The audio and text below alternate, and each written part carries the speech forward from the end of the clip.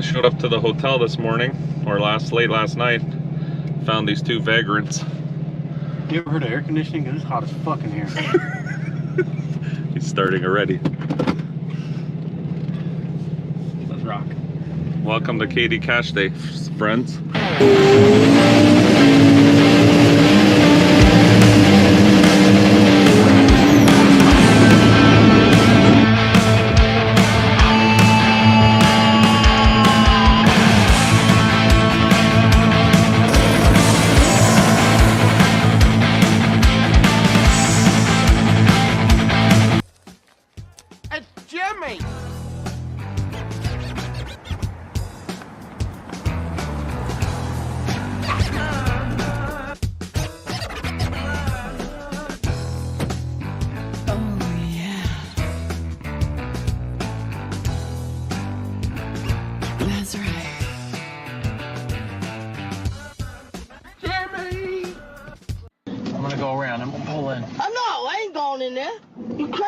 Walk around for a little while. Take a look around. I'm not going in there, dude. Come on, Bobby. I'm not going in there. Why not? I'm scared. You're gonna just drive us right off the cliff first thing, right out of the gate here, aren't we? I gotta fuck with Jimmy Dale a little bit. Come on now. He's good. He is good. So, as everybody knows, first of all, welcome to the Monday night shit show. Because last night we got home way too late, couldn't prepare anything, and I like to at least come semi-prepared. Now, saying that, How'd that go?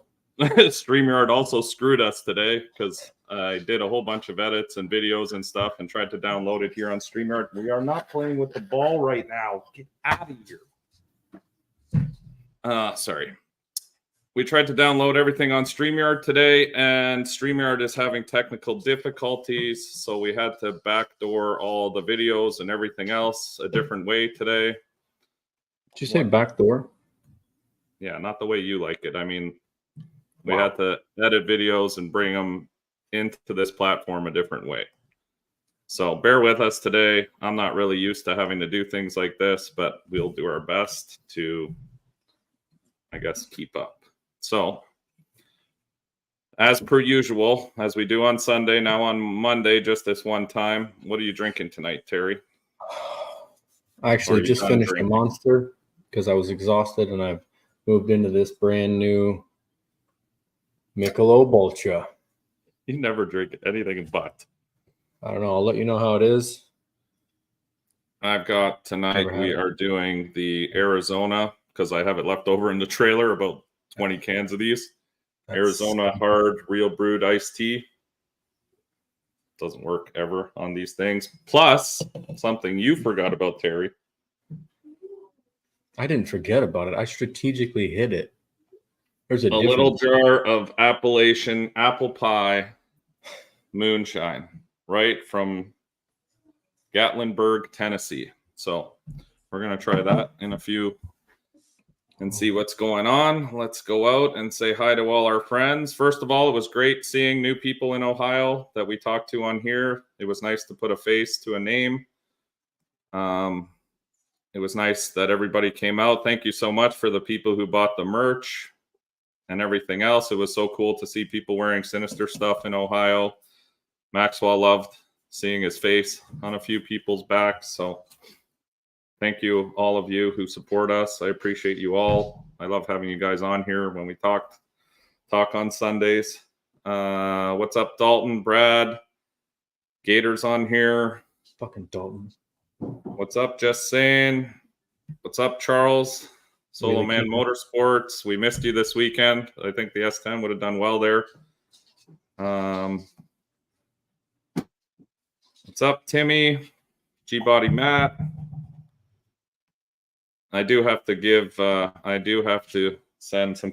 Terry doesn't like Canadian beer, though. Even when you were here, I got you a bunch. He wasn't overly impressed. This guy's a one beer kind of guy. That's it. No, I tried all the weird apples. You tried all the ciders. That's not beer.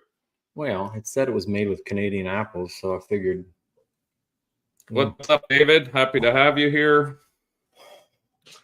I'm definitely not getting fucked up. It's Monday night. We got a whole week of work ahead of us. We had a busy weekend, which we'll get to shortly. Very tiring weekend. Look at this guy. Always egging us on. What's up, AJ? Good evening, Robert. What's up, Brandon? We already run moonshine in the truck, just a different version. I don't know if they would like the apple pie version. Probably smell good, though. So, if you haven't lived in a bubble for the last 4 days, you would know this weekend was Ohio Cash Days, KD Cash Days, sorry, at the KD Motorsports Park, which is south of Columbus. What town is that? Do you remember what town it was called? Nope. We left. Well, I guess it was we. I left Thursday morning. Maxwell and I drove down, and Terry and his wife flew out from Florida that night.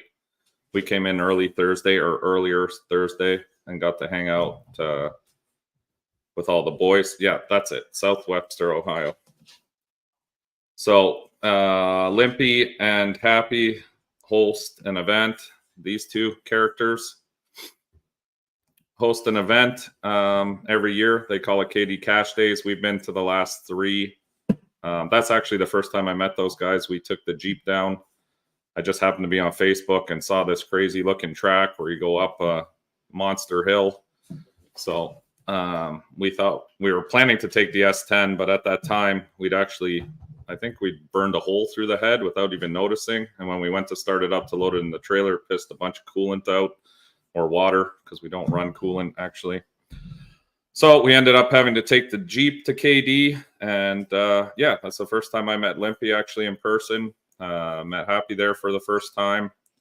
And it was an awesome event. I mean, you roll into that place and there's literally nothing like it. The racetrack. Do we have any pictures of that by chance, Terry? Did you load anything? No. Oh. I saw you were loading a bunch of.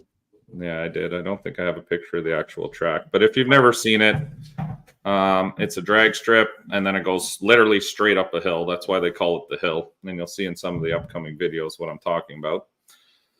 But yeah, it's a badass race. I mean, it's one of the ones I always talk about when we talk about pinnacle races for the season that people want to go to. I mean, KD Cash Days is definitely right in there with War in the Woods and all those other places.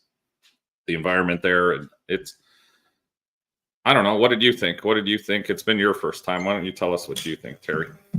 First time, Terry. It was wild. I mean, I didn't walk up it. I got halfway out the track.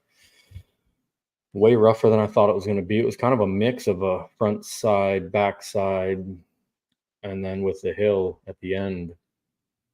Trying to stay in it through the 8th was abnormal. I saw a couple videos in car, and it just, I don't know, feels funny even watching it, to go through the line but then stay floored until you hit the hill. Mentally is kind of weird. Yeah, that one kind of messed me up first round. I know how it is there because I've been there before, but until you kind of make that first pass, it's kind of a trip because you've got to go. So there's a dip at the end of the 8th mile. So you have an 8th mile strip, and then right at the end, you've got about another, I'd say 15, 20 feet. And then there's a dip, and then it goes straight uphill. So they always tell you at that track, you can't really let off until you're past that dip. Reason for it is your front suspension is fully extended. You hit the brakes to start slowing down. It pulls the nose of the truck down. And a lot of people take out oil pans and stuff in that dip as it starts to go uphill because it already pulls the truck down. So we decided, well, we wanted to do a lot of racing. That's the one thing I do like about KD Cash Days is it's a 2-day event. So it's nice because the first day they had tailgate, True Street. What other classes were that day? Hard. Did they have a hard No, time? no, that was the second day. They had hard tire. That was Saturday, though. 26s? True Street, Extreme. Yeah, they called it. There was, what else was the first day? Tailgate, True Street. Run with your brung. Run There what we you go. brung, and that extreme, 26s or. Yeah, so the nice thing is they do split this up. So they make it so basically, say you're a small tire guy, you can come and run what you brung Friday, get a few hits at the track there. If you've never been there, I mean, that's very helpful because, like I said, there's a little bit of a learning curve there. Get some data, and then Saturday they have small tire. They have hard tire, modern muscle, and radial class.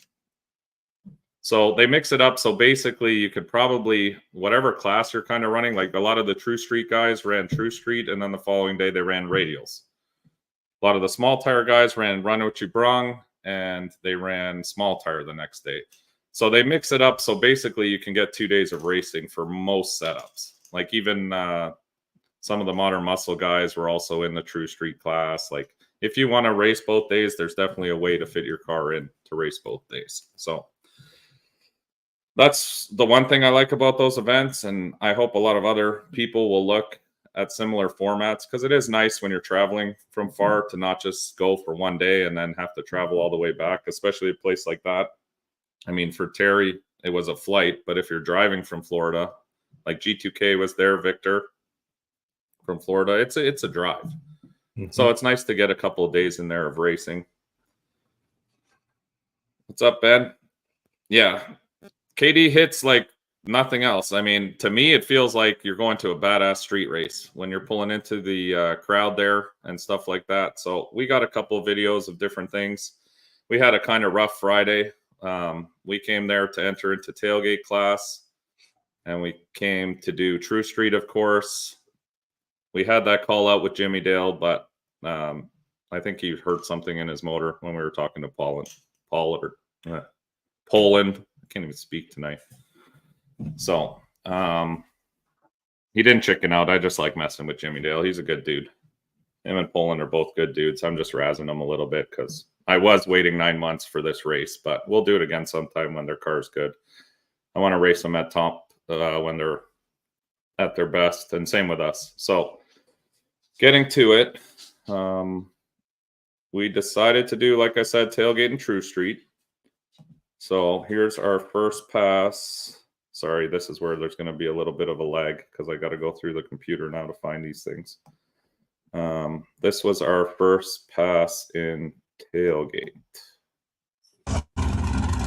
Oh man, that's good fun. Now we were lucky enough we pulled the buy chip first round, so we stepped it.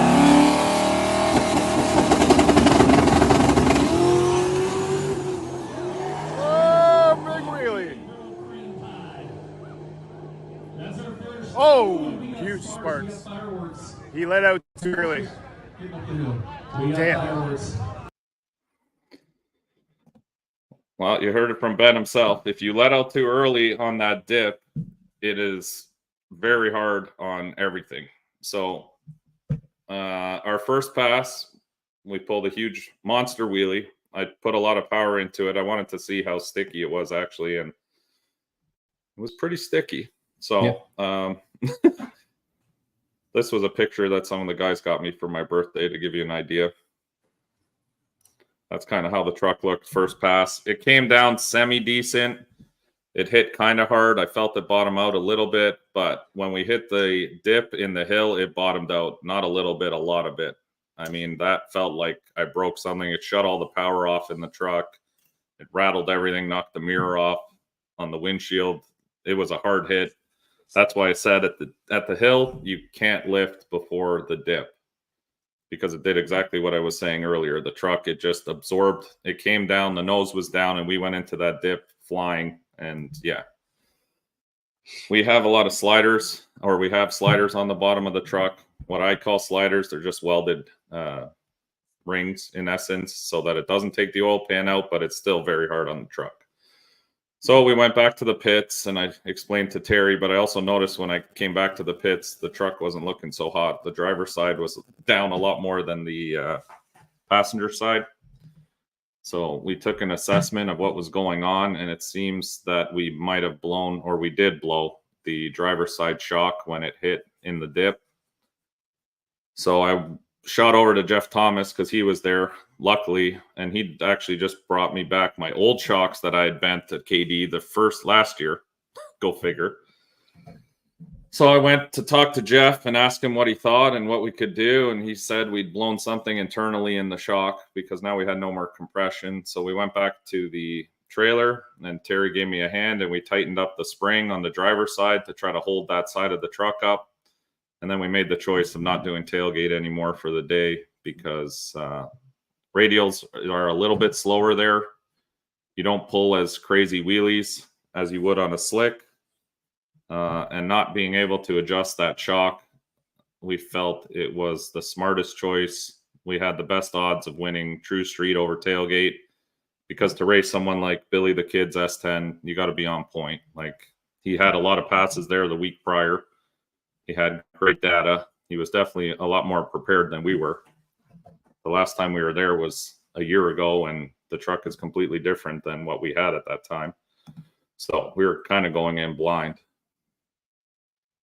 So we decided to stick with True Street. That was our choice. Like I said, we cranked the shock basically as tight as the shock or the spring would go. We wound them up, and we went back and told everybody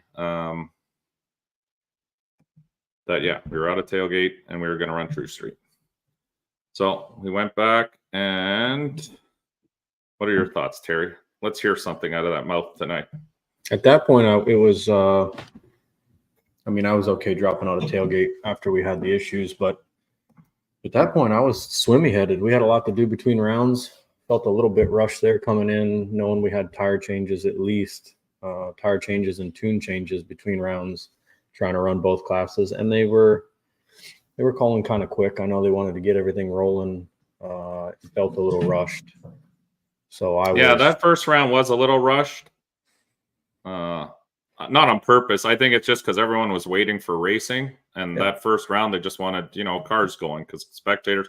It was hot as balls out there too. We were there all day Friday, and it was hot even at night. That first round, I remember coming back while you were changing the tires, and it looked like you just went for a swim in the kiddie pool. It was hot. There was no way to get out of it. I mean, it was everywhere. So yeah, we tried running the AC in the trailer, but it just couldn't keep up with the temperature. So yes, Maxwell, nice to see you. So this was our first pass in the True Street class. I think. I hope.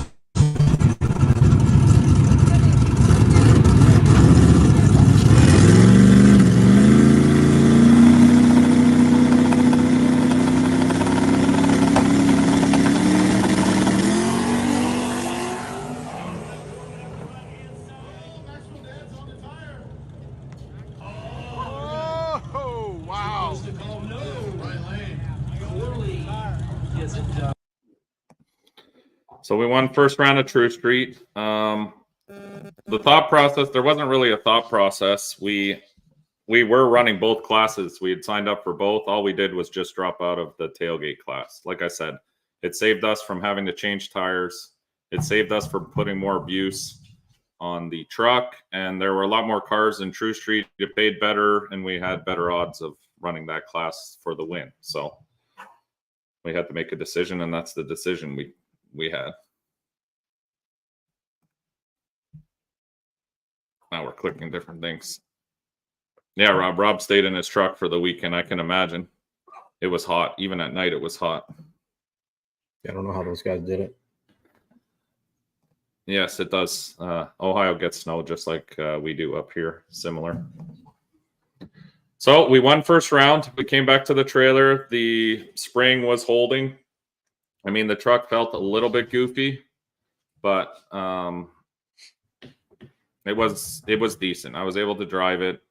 We had to make the only way we could adjust the driver's side shock was to jack the truck up to turn the knobs. If it had any pressure on the shock, it wouldn't let us do anything. So it was kind of a pain in the ass, but like I said, we're here to race. So we went into second round. This guy. So we went into second round, and let me find the video for that. What did you think of first round pass, Terry? First run, I was happy it went fairly smooth. I didn't know the upcoming remaining rounds. Something seemed to go wrong every single time. So, but it was fine. I was happy. It was a little bit of a relief. We were out of tailgate.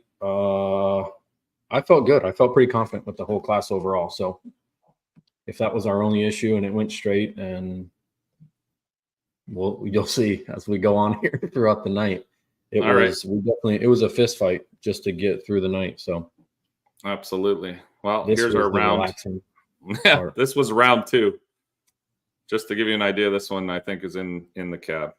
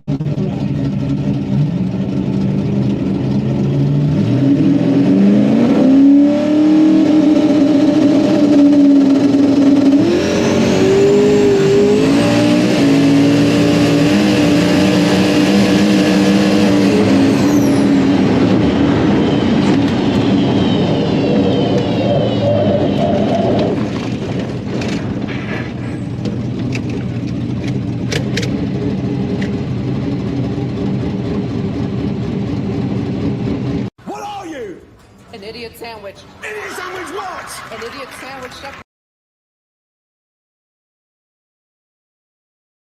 There's going to be a running theme of this throughout the rest of the passes here. No. Yeah. Yeah. There was a lot of idiot stuff. But, well, that pass, I held it a little bit too long. I tried to,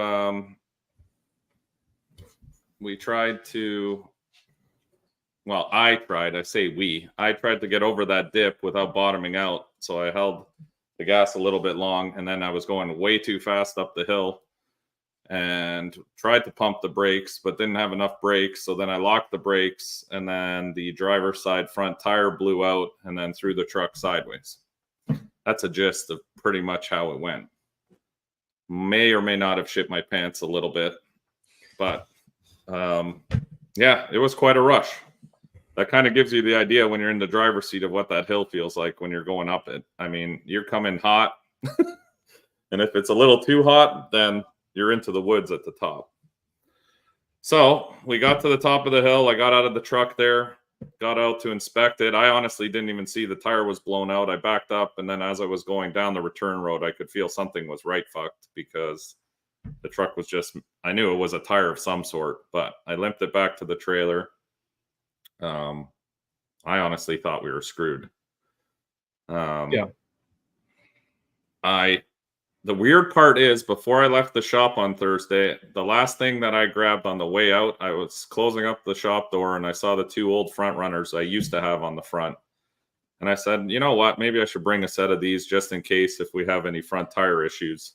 At least I'll have spare tires that we could change the following day, or if I did something like this, for example. So we got real lucky. I had 2 sets of front runners in the back of the truck, but obviously we're at a race. I didn't have tire spoons.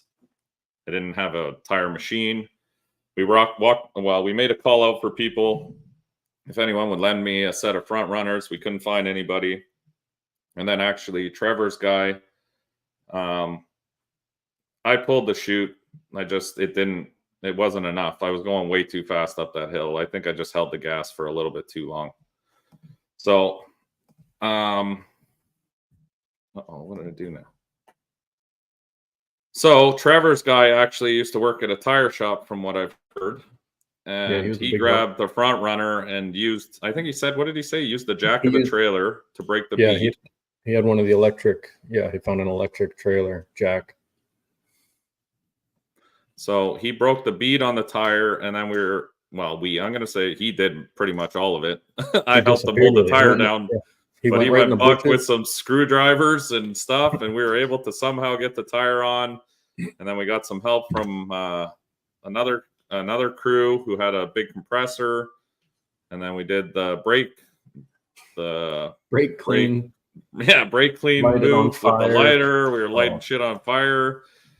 And the It was whole sketchy. time, I got to give a shout out to Houston on YouTube there. With the white Mustang. I told him what was up, and he was kind enough to wait for us to get a tire on the truck. So shout out to him. I appreciate you being a stand-up dude. There are some shitbags out there that'll just say, well, you got 2 minutes and that's it. Too bad. You lost. So shout out to Houston. You're a stand-up guy. Appreciate it. So we were able to get back in the fight with a lot of sweat and dirt and a little bit of grass in the tire. So now we had the driver's side tire was a little bit bigger than the passenger side tire because there were different tires. So we had a 28 on the driver's side, a 27 on the passenger side.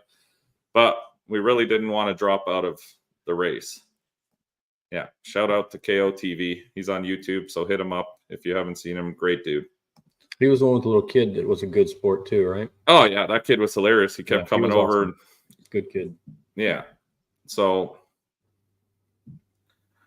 yeah, at least we stopped before the woods. There wasn't much left there before we were into trees. So, yeah, it was one of those oh shit moments.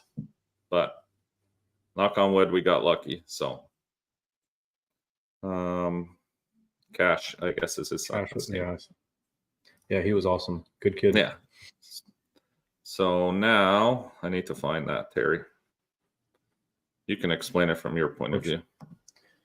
That race? Or the next one coming up? Me coming back with that flat. You were a big fan of that. By the time, I ran back to the trailer to get the scooter to head up.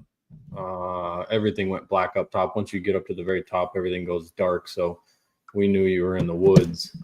We knew you went sideways up on the side of the truck and then disappeared. So I didn't know how bad it was. By the time I got back to the trailer, they said you were already coming back down. You were backing out of the woods. So I knew the truck was at least running. It wasn't getting towed out. But then you were taking a long time to come down the return road. So I was like, what the hell? So I started walking.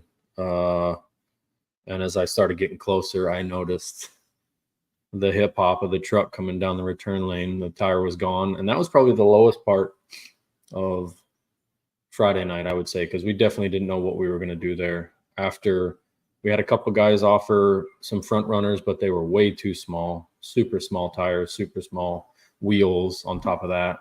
And we were kind of at a spot mentally where we didn't know what we were going to do. It was getting close to go time.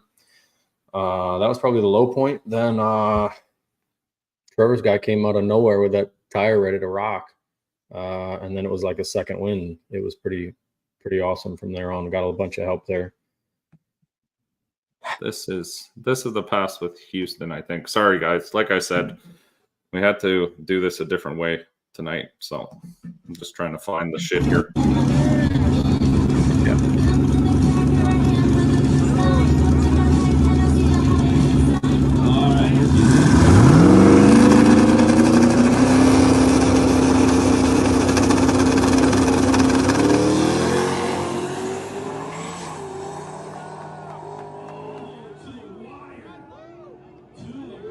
Stop, Mike. Oh, I knew that was going to happen. I knew we were going to have to see the time. All right, he's good. He's good. Well, it may look like I was making a sandwich, but actually Houston jumped by one frame, which sucked because we had one of the closest finish line finishes. I thought I got him actually on the stripe. That's how close it was. We had Ben sent me the video from the top of the hill. Yeah, I was just gonna say he's in here still looking. Yeah, we thought you whacked Ben's camera there. I know he thought you jammed his camera up too. Let me see if I can. Yeah, there was a lot of people that helped this out way. there. Everybody around was a big help. Yeah, so we ended up beating Houston on only for the jump. I did have the video. Yeah, they called Houston the winner there. And I protested the jump. Here's how close. I'll just show. Or is this the final? No, that's the final. Never mind. I don't have Houston's video, but yeah, you Super tell cool. what happened at the starting line. I have no idea. Yeah, Was they actually called Houston the winner there. So I protested the jump. Took a while. They reviewed the finish line camera first, so we all stood around. It was kind of stressful, and they called him the winner. So I was ready because I thought it was a jump. Or, I mean, either way, we were either out or it was going to cost me $100 and we'd be back in. So I put the money up. I was waiting for that since we were standing around kind of talking what our options were there. So I protested it. They went back and took a look. It was super close. I think they said 1 frame was how much he jumped by. So super close on the light there. But luckily we were back in. That's when you came flying around with the scooter all mad. I wasn't mad. I just said You he were jumped. hot, Heavy. You were hot. I just wanted to make sure that you protested. I was yelling on the walkie-talkie. You couldn't hear me on the walkie-talkie. Yeah, you couldn't. The whole purpose of us having walkie-talkies was if I think there's something up that I can talk to you, dumbass. Well, they definitely don't work that far away. So no, because I was yelling the whole time. Protest, protest. I was ready. I had the cash out already. Happy said, "Oh, what do you do?" I said, "You know what I'm doing. I'm ready." So yeah, it was sweet. They found it, overturned it. It was super close, but we needed it. Get back in. So that was the semi. For sure. But yeah, it was a photo finish. I was looking for the picture. You can find them on Limpy's page, I think. I don't think I downloaded that one. I do have the final of that. But yeah, hell of a race. I mean, even if we left together, it was still going to be a good race for sure. I mean, it was that close end to end. So I was very impressed with that car, actually. Those Mustangs are fucking faster than they look. Pegalos has to step his shit up because he's got another white one. They're starting to look like, look at this guy. Yeah. See, Terry represents everybody. If you give Terry a hat, I guarantee you he'll represent it on here. I got wearing that wardrobe. Alex hat. I got a sweat bead on it. Here. I'm going to change into my other one here pretty shortly. How'd you earn that one is the real question. You know. I got in that kiddie pool. Do I know? Those guys were wild. I went over Saturday morning when we had a little bit of downtime. They had a full pool set up. They were laying out, sun tanning, swimming in a pool in the parking lot. It was wild. Oh, TC Tim. TC Tim was there. Was so He's good. Sponsored. Hold on a second.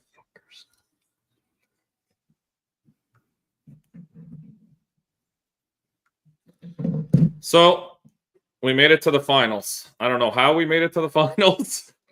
We struggled the whole way, but somehow we made it to the finals. I'm going to see if Ben's thing came up here. Oh, it did.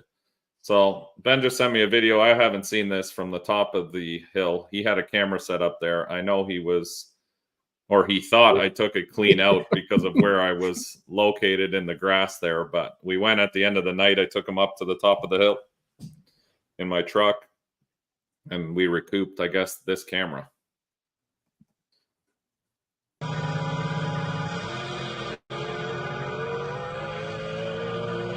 Oh no, that's Jeff Thomas.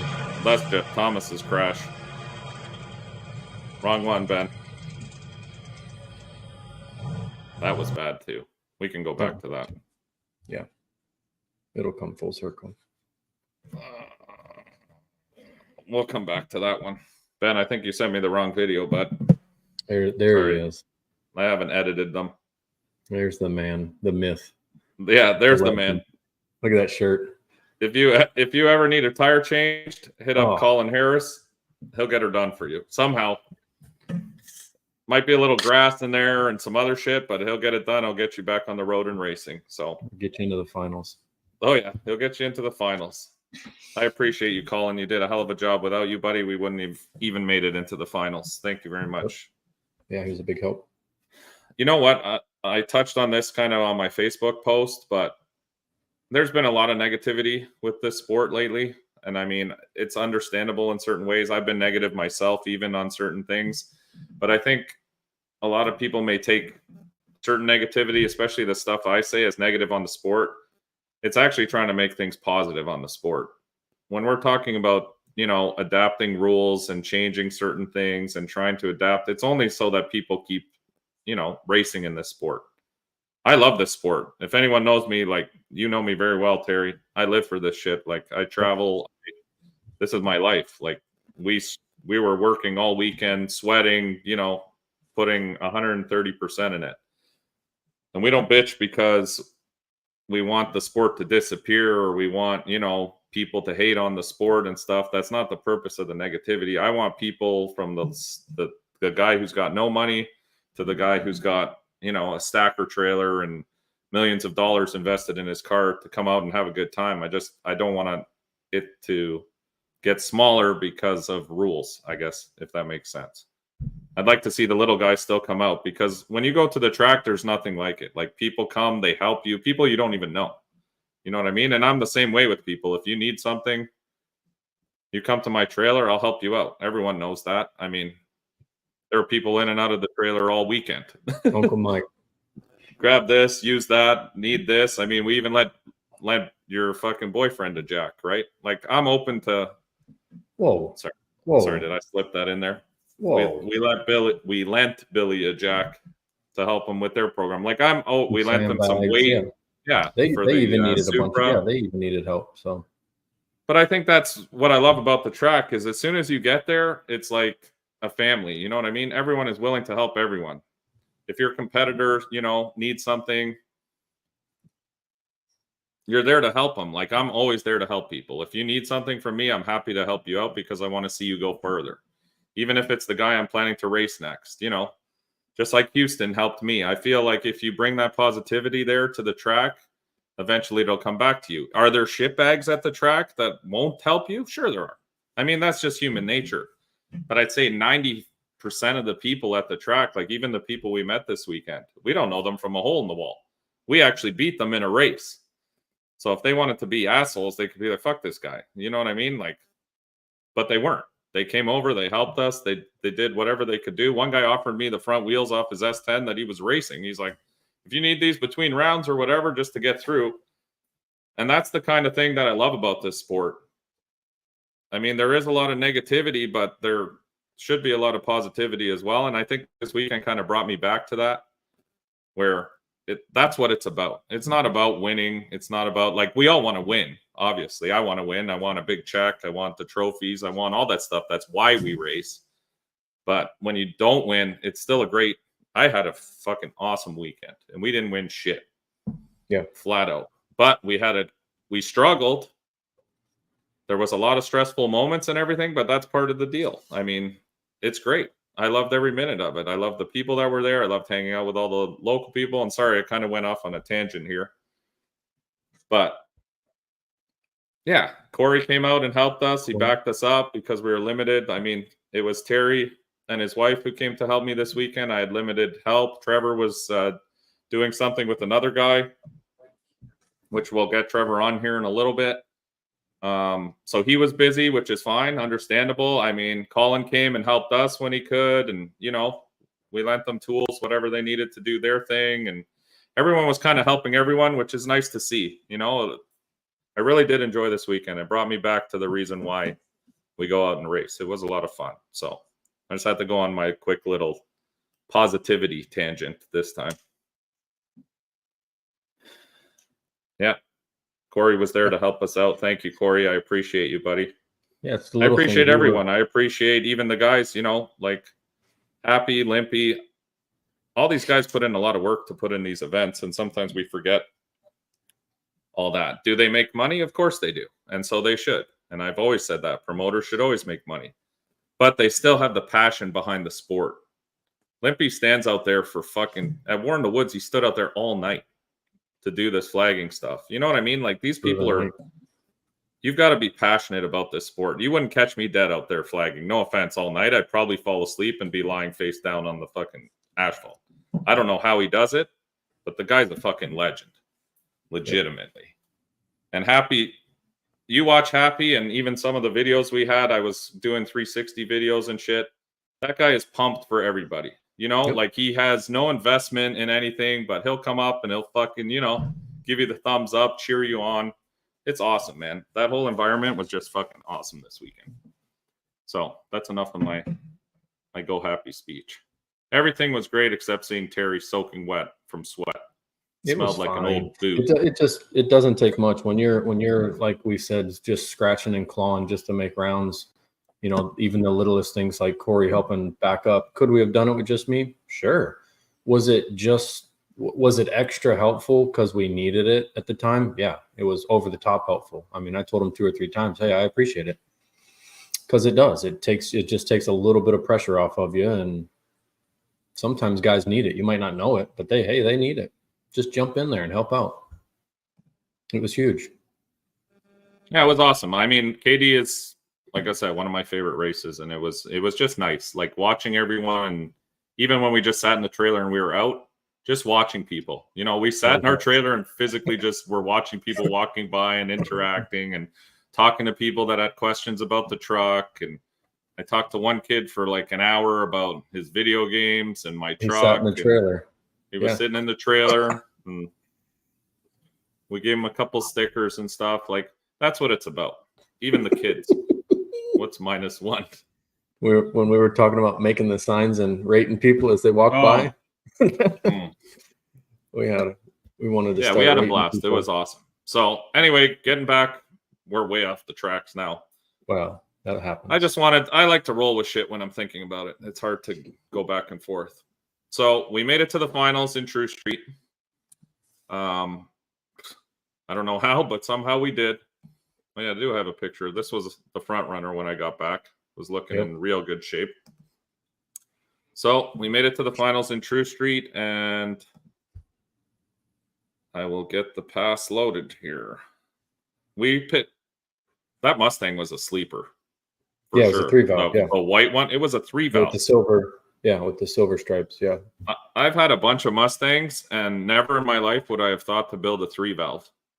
But I'll tell you, they built a badass unit right there. So this was the finals. We got a 360 cam video on this one. Only half screen.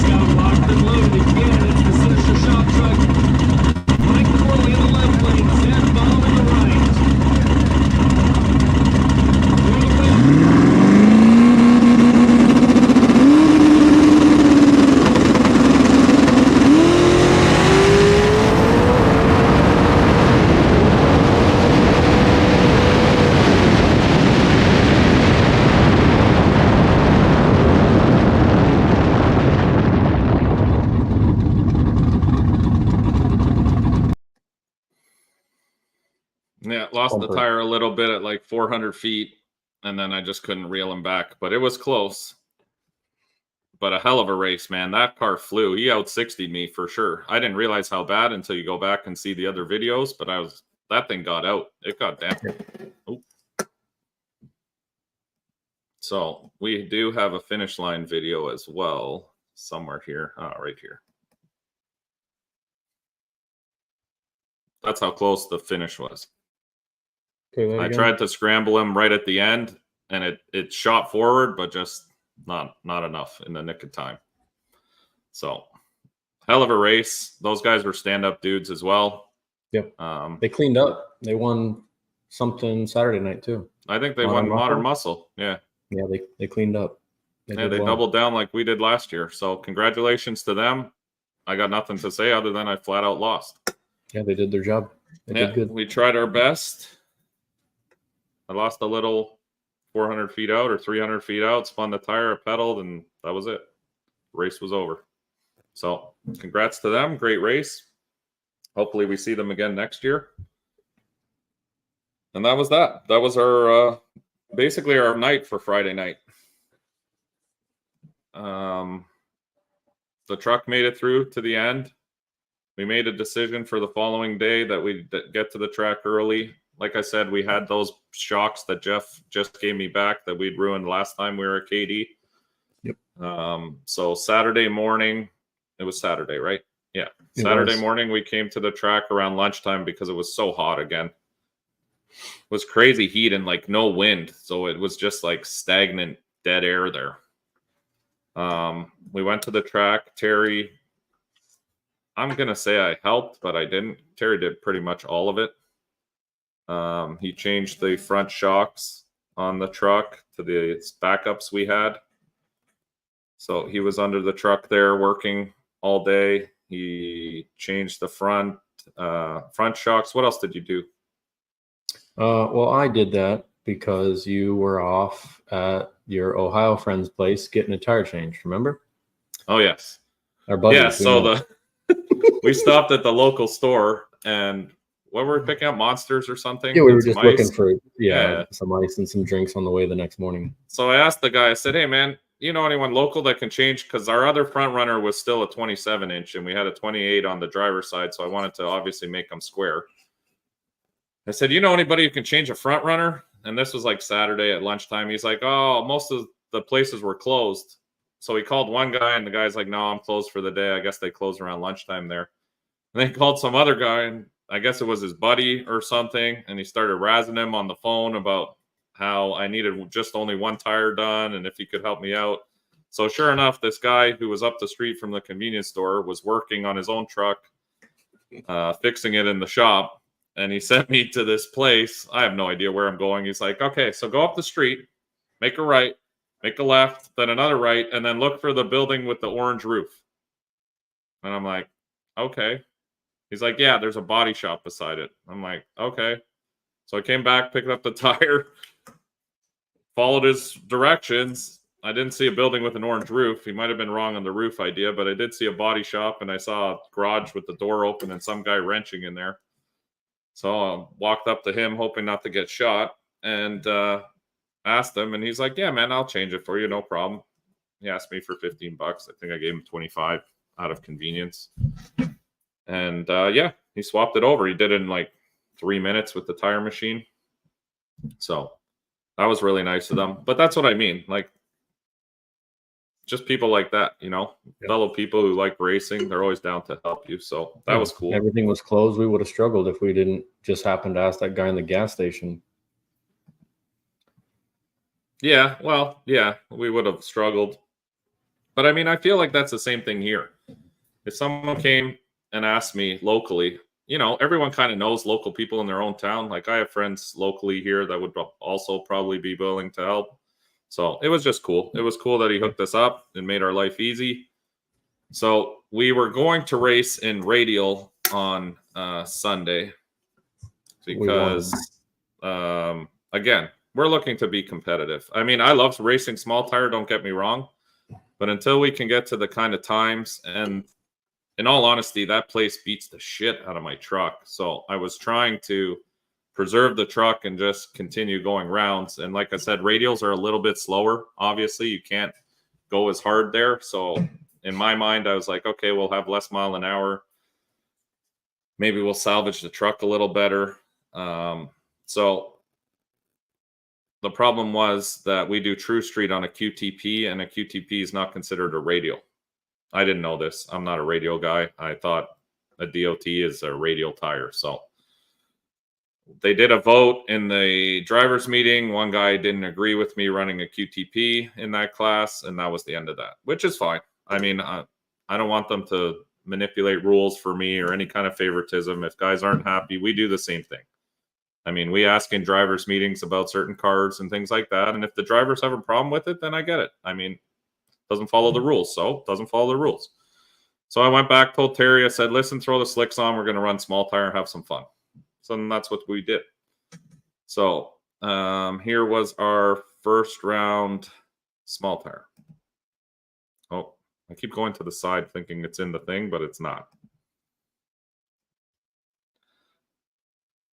I Terry mean, probably thinks we shouldn't not have ran only- small tire. Not only did you have the worst chip draw first round you could have possibly got, this guy also, by the way, cleaned up, won both nights in a row. Didn't I did draw the worst guy Killer. first round. We drew Trick Daddy, Zach Jones, Yep. who just won last night and run what you brung on a small tire. And I watched his passes, and I'm like, man, this fucker's fast.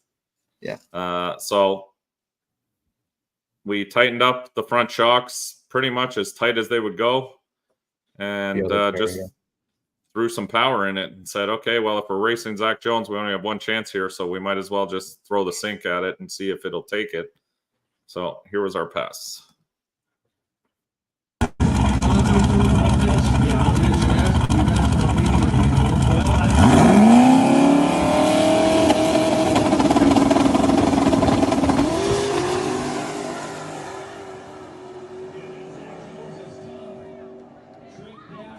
All right.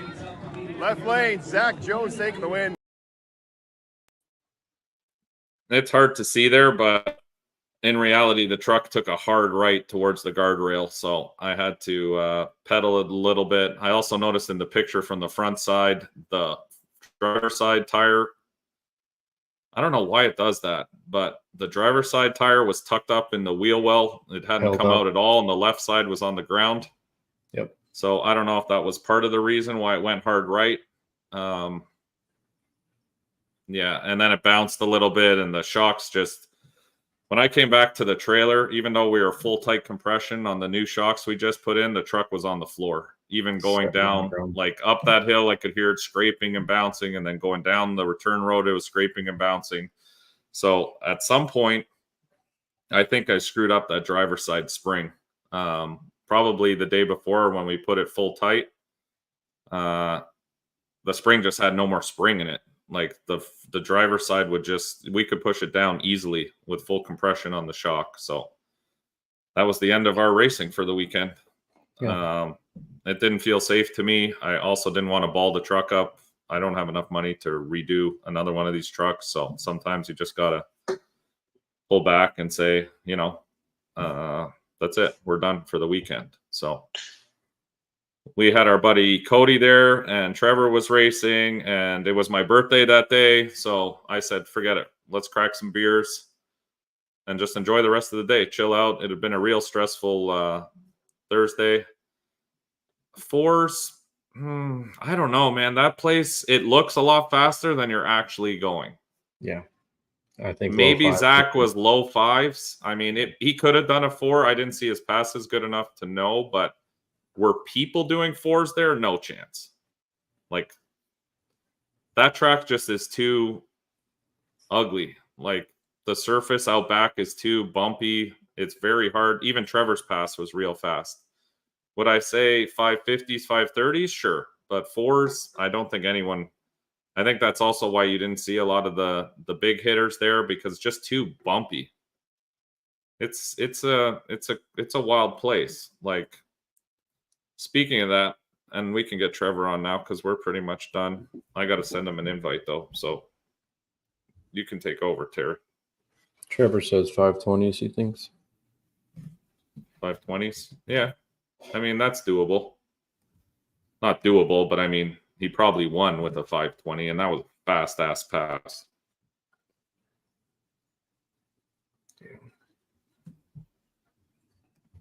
I don't think anyone did a 490, to be honest.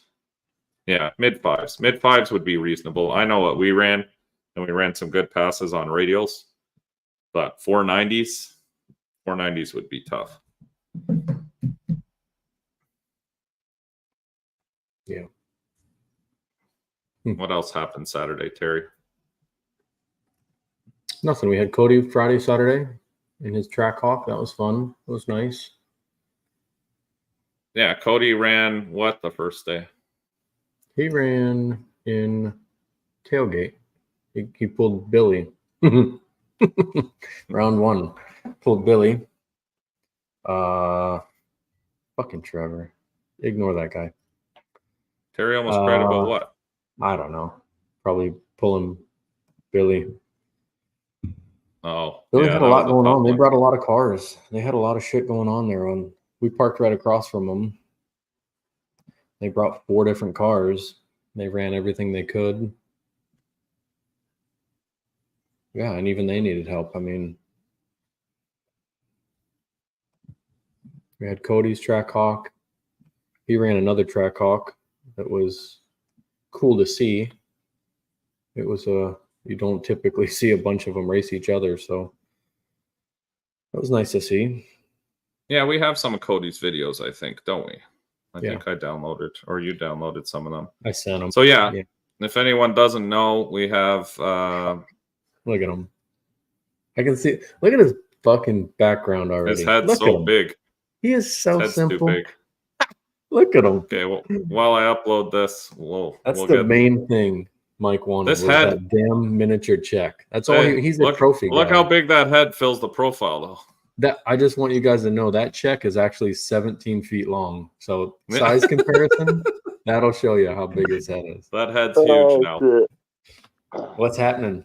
Not much. No, Terry almost cried when you went in the weeds. No, I didn't. Yes, you were. You were sweating and everything else. I had to calm you down. I gave you a hug. I said, he's all right. He's backing out. I was in a slow sprint to get the scooter. Slow speed. He wasn't going to go up that hill. The scooter is not going to make it nowhere up that hill. We tried. Yeah, we tried that already. Let's just say, did you go up there and look on what's on the other side of them trees at the top of the hill? Yeah, it would have been real bad. Yeah, it goes downhill. Yeah, real bad. Would have been a bad day. They need like a safety net up there or something, man. That's what I was saying. They need that net from that last race that what's his name got tied into there, that airplane net. Yeah. I can't see any comments, by the way. I'm on my phone. They're not really saying much. They said Cody. Oh, hold on. They're talking real nice. Brad said Cody slapped on a light against Billy, and I'm about to bring up that clip. I'm just looking for it here. This was definitely the highlight, was Trevor cooking on the grill. Which one is Cody? Cody versus Billy. Here we go.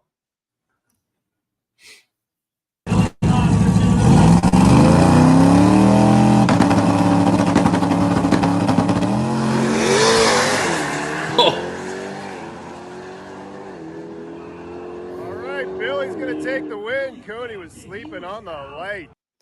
Yeah, that one was I will say, Cody's Jeep is very surprising when he raced that Gayhawk. It was. Yeah, we have that video too. We fucking full blown race hawk against the fucking street hawk, and you think my head's big, buddy couldn't even get out the fucking gate when he left there, all over a half a car length. No, I know. We have that video. So Cody ran Modern Muscle the following day. While we're on Cody, we might as well finish his racing experience. Colin says you're an ass, Trevor. That's only because I made him work all weekend. He killed it. Yeah, he's good help. Until he gets in my truck and he's covered in 2 inches of mud. Oh, yeah. He was rolling in it like... So this was Cody's first pass in Modern Muscle. I think he raced a silver Mustang. Yeah, Mustang. Yeah, like a 550. Oh. The guy jumped, I think. Oh, is that why? Yeah, I was going to say, that's a horrible sleep again. And Cody still rode around him. Left lane. That was a jump if I ever saw one in the left lane, but Cody drove around him.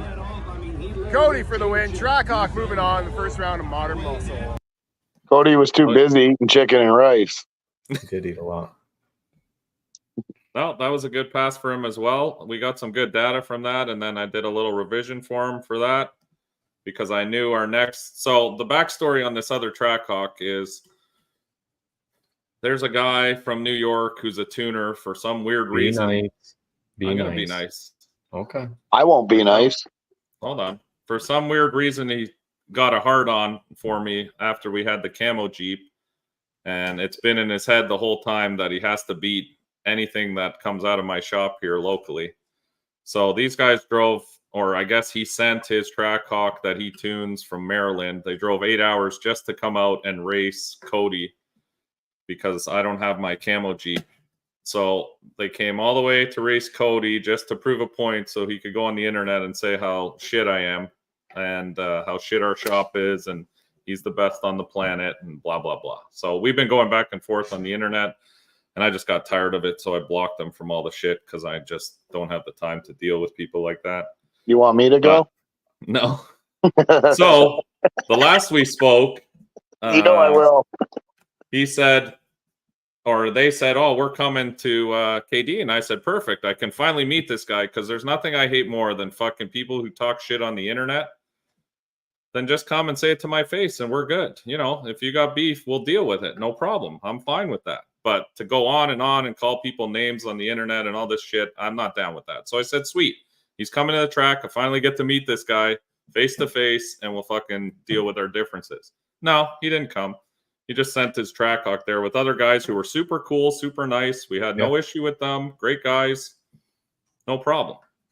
It's just this one idiot who thinks he's important in this world and he's irrelevant, realistically. So anyway, they brought this other Trackhawk, which was a full-built KTM 426 with a big Whipple on it. And we've got a stock displacement stock blower with nitrous Trackhawk, which does very well. Cody's truck does very well for what it is. But anyway, they had something to prove, so they drove out 8 hours to race us. They didn't prove too much when the thing just shut off at the fucking line in the finals.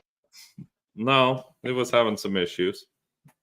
So where's they that pulled each video? other second round. They talked about grudge racing if things went fine. Yeah, they wanted to race first, and then if that didn't pan out, or well, if one of them got eliminated, they were going to grudge race. I think this is the video. I don't have it labeled. No, not KTM. TKM. Sorry, I might have said KTM. Sorry. Just got the letters backwards. Anyway, badass motor. I'll put it at that. Have to take 4 passengers. Absolutely. You should have to load it up. And you should have at least one child in the car seat.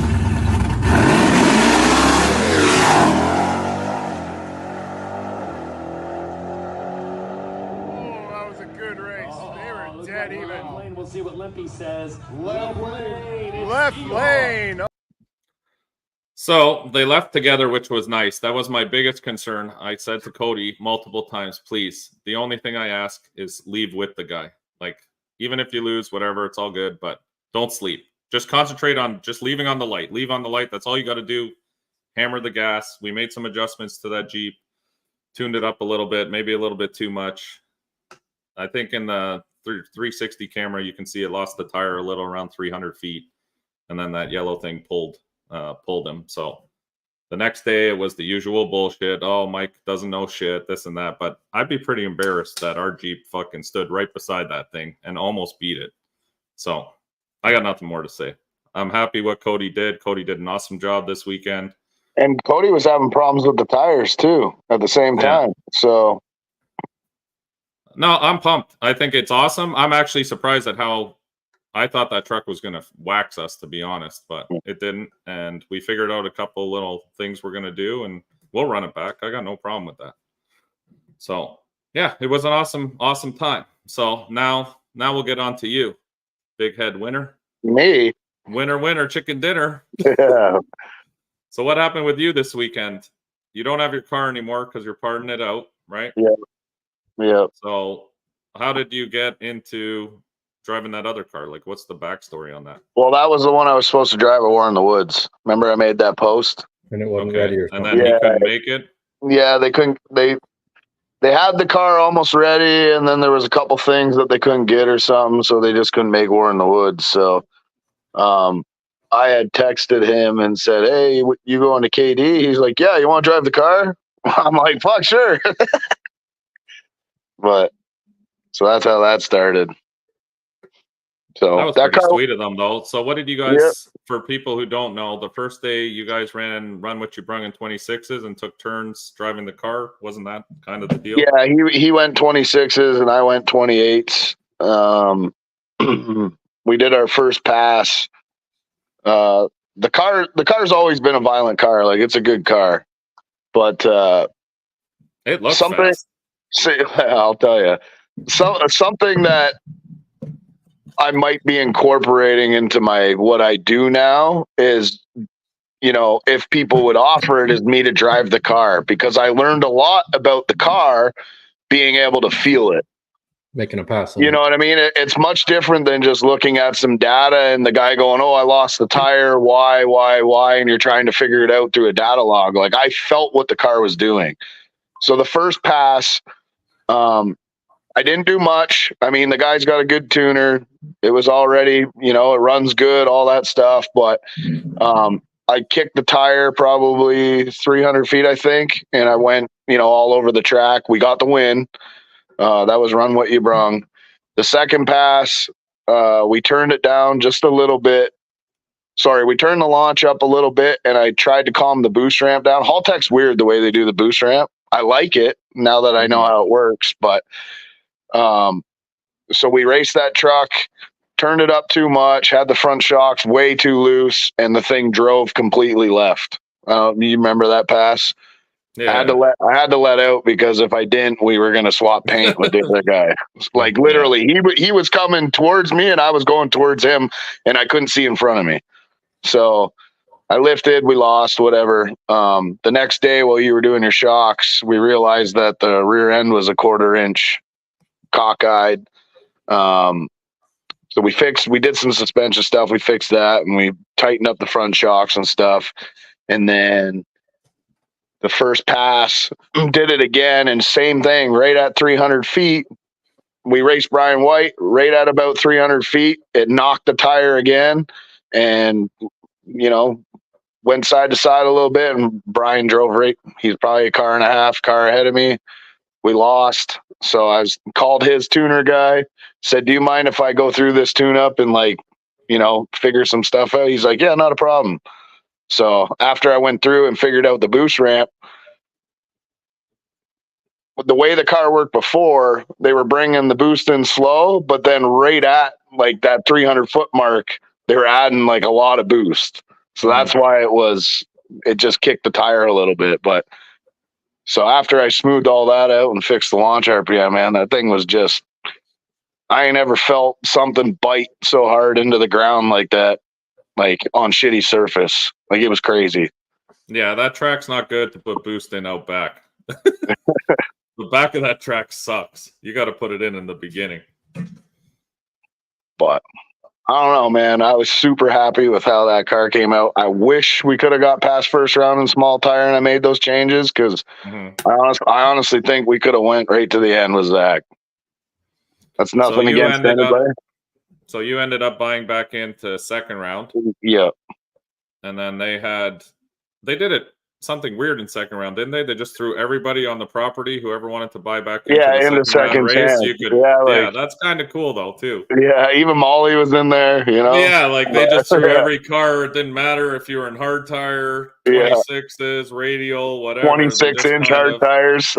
Yeah, they threw. If you wanted to race again, it was open to everyone, which was, I mean, different, but also kind of cool. Yeah. And then you ended up pulling off the win. So congratulations on that. Yeah, man. It's nice to win, eh? It's different. Like, I know it was just second chance race, so it wasn't like, a huge win or anything, but just from taking the car, doing what it did, and then getting that second, like, there wasn't any cars in second chance that were even close. It's not my car, so I can say that. It's not me being a big head or anything. That car was just, it's a small tire car. It should have stayed in small tire. Yeah. So. No, it was rolling. I saw your passes, and they were like, it was fast. That thing went fast. Yeah, it was going. So. You think anyone there was in the fours? No. I don't think so either. I know bumpy.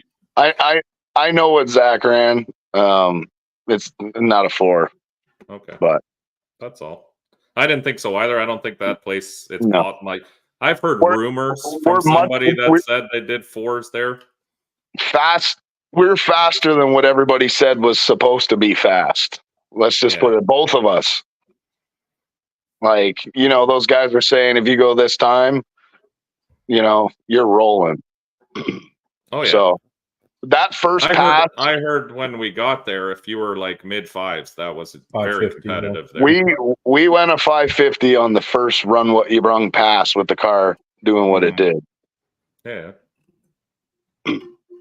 No, that's good.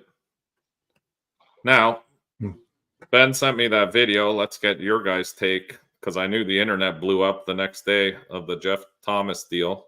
Oh yeah. Let me. I have some comments for that one. That's fine. Let's play the video first so people know what we're talking about if they didn't see it. This is what Ben sent me. It was supposed to be our video, but this is good too.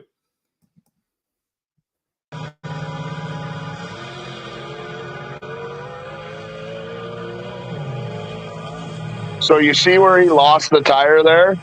That's right at that fucking bump in that lane.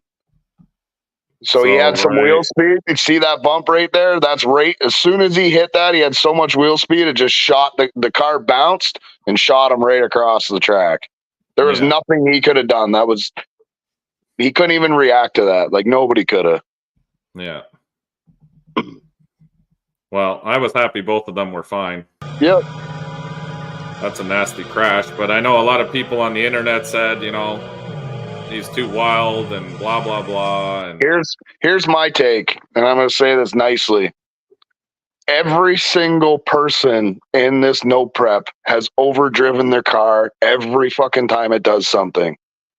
Simple. You're not going to win a race by just giving up every time the car does something weird. We're in this racing. We're in this racing because it's sketchy. Well, it is sketchy. Like it's not sticky track. And even sticky track guys lose the tire and lose control and smash their shit up too. Is there a higher degree of risk in this sport? I would say there is with the speed that these cars are going now. I mean, lately I've noticed, and this is just my own personal thing, maybe I just notice more now, but lately I've noticed there's been a couple more crashes. And I think that's just because of the evolution of this sport. These cars are getting fast now. And a lot of them may be a little bit too fast for the tracks we're going to. Yes. And you're trying to win the big money. Simple. No, which I get that too. But I'm saying like a lot of these 8th mile outlaw tracks back in the day, like those guys were running what, 8s? You know, like 8 mile at 96 mile an hour and like all that kind of stuff. And now you're bringing cars that have the capability of running, you know, I don't even know how those guys at War in the Woods pull off some of those passes like Frankenstein and that with being able to stop at the end. I struggle. I mean, I get it. Their cars are much lighter. They got dual chutes and stuff like that. But it's crazy, the evolution of this sport. Like at a lot of these front side, like outlaw style tracks, like KD and that, some guys go pretty fucking fast. Yeah, that wasn't built for 4-second cars. Like no. The small brain thinking of everybody just after that crash saying he's a wild man. That fucking guy has been racing for 20 or 30 years and has rarely wrecked a car. So to say he's too wild for racing is absolutely stupid. That first pass, could he have maybe just backed off? Absolutely. That first pass was way more wild than that second pass. And I think even talking to Jeff after, I talked to him a bit on Saturday after, once everything kind of calmed down and all that. And even he said, like, that car just might not be the right setup for what he's trying to do because it's short wheelbase. It's a super light car. So it's tough. Like, it's a lot of power in a very light vessel. Those things are a handful. Look what happened with Mork, his first pass at Immokalee. He got in a light chassis car that's all carbon fiber now and chassis, and he just lost it, and he drives all the time too. Like, it's not his first time behind the wheel, but they're tough. I mean, I drive and you drive, like we drive pretty much street cars. They're heavy and stuff, so I think they're a little bit easier to maneuver when you start losing it. Yeah. But when you got something that's 2,300 pounds making 3,000 horsepower, I mean, it's fucking... it's a lot. It's a lot of car there.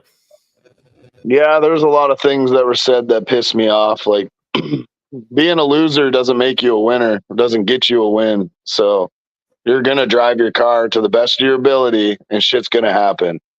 It's as simple as that. If you don't want to, like showing up to these races, in your mind, you're willing to write your vehicle off, whether it's the person beside you or yourself by yourself. It just is what it is. The sport is not safe. It's never safe. No, I realized that this weekend. All right. Shit can get out of hand very quickly. That's what I mean. Like, you have to be okay with writing your car off if you want to win. That's it. Yeah. Or compete. Like, it's like my car, right? Like, my car is clean. It's dinged up right now and stuff just because of all the shit that's happened to it. But like, so many people over the years have said, why do you race that car? Like, you're not going to find another one like that. Because I want to race. Yes, my car's clean. Yes, it's rare. You know, you can't find them that clean anymore. But if something happened, would I be upset? Absolutely. But this is the racing I want to do. I don't want to just look at my car. So shit's going to happen at some point. Look at your race. Did you think that some guy was going to write off some other guy's truck in 65 feet? No. Shit happens. And that was a nice truck. And speaking of that, I've actually seen a post recently. He got it all back together. That's a beautiful S10. That's like Terry's S10, only nicer. But was that guy overdriving his car? Yeah. Yeah, in the moment he was. I think he misjudged the tune-up, but lessons learned. But that goes for everything. Yeah. It's just hard. It's also, you got to see, in fairness, the flip side of that. I mean, some guys are more conservative, I'd say. They might not win all the time. And when something like that happens to them, they get in their feelings because it's a lot of money. I mean, if I lost my truck, that's the end of my racing for me. No, and if I get it. someone else hit me, that's all over the track. But, I get what they're doing to win, but there's... So look at this. I seen a picture of that race. Mm-hmm. Jeff was pointed towards him, and he was pointed towards Jeff. Yeah. So was he overdriving his car too, but just didn't lose control? Probably. Yeah. No, I know. Everyone gets in the moment and they're trying to win, right? Yeah. I mean, it sucks. Don't get me wrong. It sucks. Well, yeah, sure. But I mean, it's just a different mentality of racing, right? Some people come out to race for fun, and the really competitive guys push the limit because you have to push the limit to win. I get it. Yeah. But like you said, I talked about this before years ago, and was a big reason why we got the Jeep out of racing, to be honest, was I couldn't, if that thing got hit by somebody else, couldn't replace it. I couldn't do anything. I'd be screwed. I needed the money out of it. So, you got to pick your battles. I think that's also why you see a lot of no prep guys, their cars don't look so pretty, as we say. I mean, I'm sure Jeff feels bad, right? Oh, Jeff felt bad for sure. I mean, nobody wants to hit another car ever. The words being said is there's no need for that shit at all. That guy does so much shit for people. Yeah. He helps 100%. So many people. He puts on sick races. He helps people when their shit's broken or you need something. He sent me shocks and let me pay later because I didn't have money. He's a huge person in this sport. Oh, so 100%, and he helps out a lot. Talking shit on him like that was bullshit. I agree. I think a lot of things, it's just people get in their feelings, right, at the time. It's hard. Sure. It's hard to absorb, if you just finished a car and you just spent all your life savings or whatever, which some people do. I mean, maybe that's not the smartest life choice, but no, I'm not one to judge what you do with your money. Yeah. But you've got to, you got to be. That's like you said. It's something every time you let go of that button could be your last time for you or your car. Happens all the time. You could hit someone else. It would be cool though if we could get some kind of insurance or something. It would be helpful. I mean, if they offered race car insurance where you could actually, get something back, it would be. I would insure my truck if I could do it, because why not? There you go. Use all your money and start an insurance company. Oh yeah. Just a couple bucks to start that.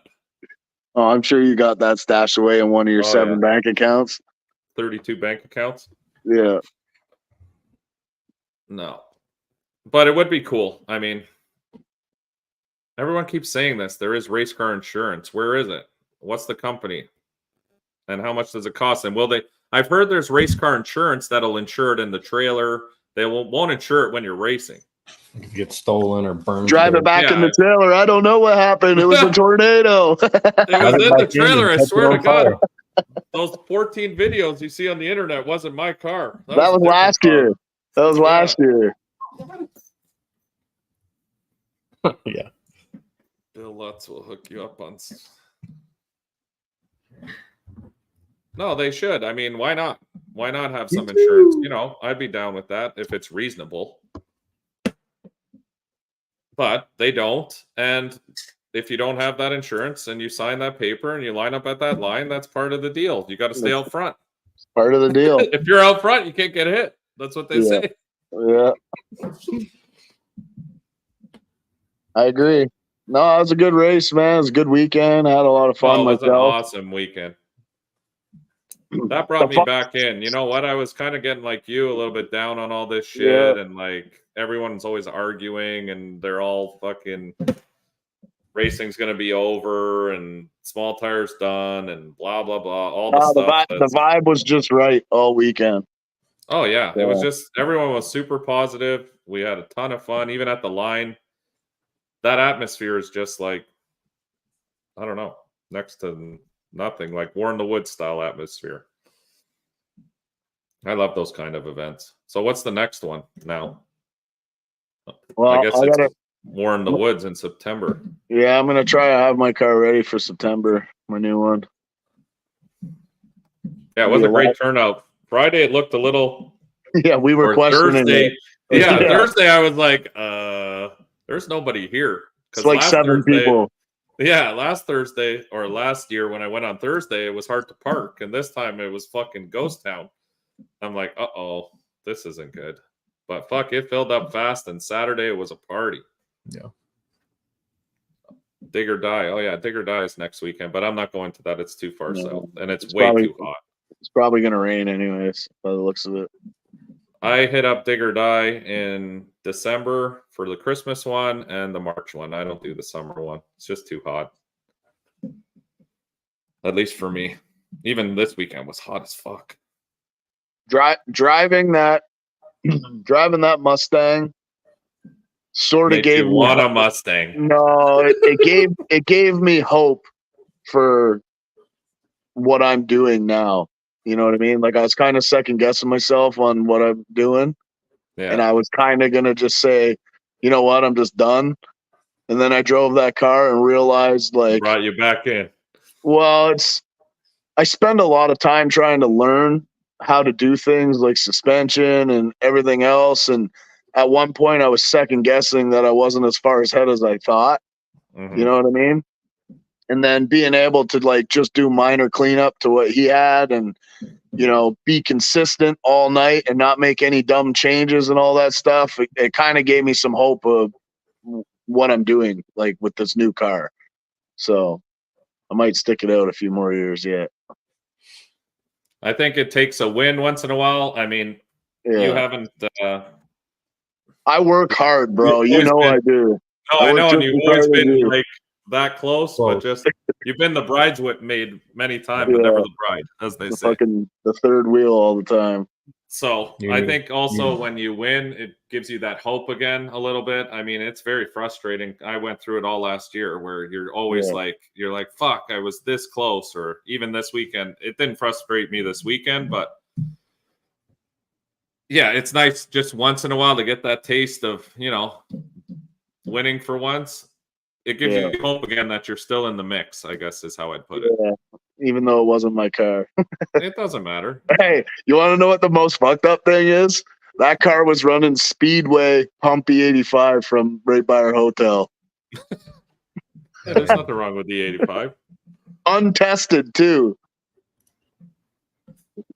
He like when he was pouring it in there, I was like, is this guy really doing this? Like this car makes a lot of power. He's just pouring it in there. Hey, it held together, so yeah. No, it was a great weekend. I had a lot of fun. I had a lot of fun. It was cool to see all the guys from Canada that came down there. Thursday night was pretty awesome, just hanging out and just chilling, cooking bacon on the grill. and then my dumbass fucking Baconator over there. didn't even think about what the hell I was doing and cooked 3 pounds of bacon on the grill, and it poured all over my tailgate. Oh yeah, for sure. I was looking at my tailgate and I'm like, what is all that water? I stick my hand in it and I'm like, that's fucking bacon grease. This guy with the wieners at the end of the night. Oh man. That guy's holding a lot of wieners. He was giving them out for free, that guy in the trailer. Yeah, he gave us a shit ton of fries on the He's ride like, home. He's like, how many hot dogs you want? I said, I'm good with 1. He's like, here's 10. Yep. The whole ride back to Canada, this is all I looked at. Yeah. Show the one on the floor. Show the one on the floor. He worked hard. He had a tough weekend, that guy. What else we got here? The one on the floor is absolutely hilarious. Oh, where he was sleeping in the wheel well? Yeah. This is the life of my dog, by the way. If anyone thinks that this guy has a tough life, the whole ride down to Ohio, boom. Passed out. Passed right out. He's a good traveler. Oh, yeah. He loves to, Maxwell loves to lay on the floorboard because the air conditioning from the vent on the floor blows on him. So that's how he sleeps all the time. He's hilarious. And then he got to see his Uncle Limpy. Those two always love each other. Yep. Yeah, it was nice just to chill with those guys, shoot the shit. I had my team selling merch out the back of the trailer. Yeah, I didn't bring any merch this time. Yeah, we're going to, I was talking to Terry about it. We're going to get a proper canopy like his boy Billy has. Rich guy shit. Yeah. Right, Terry? I was honest when I said No Terry's comment. the most happy, miserable person I've ever met. He's not miserable. Yeah, This is just his face he was born with. Yeah, I mean, I enjoy doing it. So even if it sucks and it's hot and I'm soaking wet. You know when Terry's, I've only seen Terry miserable one time. No, He was mad. I was mad. I seen him miserable at the fucking track when he looked at me and he grabbed the one fucking coil wrench he had and he said, "This is what I'm fucking working with." It's stupid. It's like nobody can make a better wrench for that shit. Well, he told me about it in the trailer. He was fucking dripping sweat. He looked like he just got out of the shower. His hair's all wet from fucking sweat. And everybody's coil pockets are cut up and re-welded, and you're in there just with your bare knuckles, a quarter turn at a time. There's sensors everywhere. And why do we still do it this way? This shit was made out of a piece of aluminum. Like, it's not even a real wrench. It was ridiculous. There's Mad Terry in the wheel well. And I wasn't mad. I wasn't mad. Mad. It was fine. We had plenty of time that day. It was. He was pretty mad. Oh, it was fine. Yeah, it was fine. I've actually seen Terry when he's mad, and I'll tell you, when Terry gets mad, he won't even talk. He won't say a thing. You'll just see it in his face. His whole head's like a cherry, and he'll just sit there. And one day, this guy's going to be a mass shooter, guaranteed. I hope not. But he just bottles it in. If I'm mad, you're going to watch my voltmeter fly across the street into a tree. I believe it. Yeah. But did anyone's? Oh yeah, the Amish donuts. Did you try one of those? Those big ass donuts. They were like this. A box of them. No, I had Cody staring at me with a fucking "I'm gonna fuck you up" face, so I didn't eat one. Yeah, slap that. Oh, because you're on the Cody diet. No, but we keep talking. I keep saying, "Yeah, I'm gonna do it," and then I'm fucking stuffing my face with a cheeseburger. I had to ask Cody if Matt was allowed to have a piece of my birthday cake that they bought me. Yeah. Those little slices. I go, is Matthew allowed to have this, or is it out of his fucking calorie count for today? He turned around and handed Cody a piece and then commenced cutting the cake. And Cody looked at me like, what the like fuck? I just gave him a piece of dog shit on a plate. He's like, he just kind of looked at it, looked at that motherfucker acts like that, and then he chugs 3 of those Ghost fucking energy drinks all at once. I'm like, what the hell? I drank a half of that C4 or whatever that Ghost, and I literally feel, I feel tingly and I'm sweating, and I'm like, gonna have a heart attack. And this guy just downs a couple of them, right? You know, fucked up. Yeah, no, it was a great weekend. He's a good dude, though. I'm glad they came out. Cody helped out a lot too. So No, we had a nice little team there. I mean, you got Colin there helping you. He's badass. He fucking knows how to do everything. I had Terry there. Terry was doing everything. Like, we had a good little squad to help out with all the cars and do the only everything. fucking person we were missing is Brandon because he's not allowed to go. No, I'm just kidding. He is allowed to go, No, but you better watch your belt, or you're not going to have any help. he's allowed to go. But he was upset because he had to miss it this weekend, and he's a big part of the team too. So. Yeah, no, we have great teams. Even back home here, Jeremy helps me all the time. Andrew, like, we're lucky that we have. I called him on the way home, and the first thing I said to him, I says, "You're never coming to the track with me again." I says, "I finally won when you weren't there." That's nice. Yeah, no, man, you can't do this shit by yourself. That's for sure. So we're only as good as the people around us, because without them, we're fucked. Like, even Corey helped back me up at the line. Like, everyone was really helpful there. And the thing is like, you and I, we have different roles, right? We're trying to make sure that the computer's right, make sure other things are right. And the team they don't need to, but the team usually takes care of all the bullshit stuff that would take all the time away from us, where we wouldn't be able to do the other part that we need to do. Yeah, you cannot be competitive if you're trying to do this alone, because it's just too much to do. Like, you forget things. I've done it. I've gone to events without Terry, or like with someone who, let's say, has no idea about anything racing. You know what I mean? And you're like, "Hey man, check the catch can." You're trying to remember all the shit, set the shocks, and then you got to try to do a tune-up, and then you're like, "I wonder if they did this or they turned them wrong."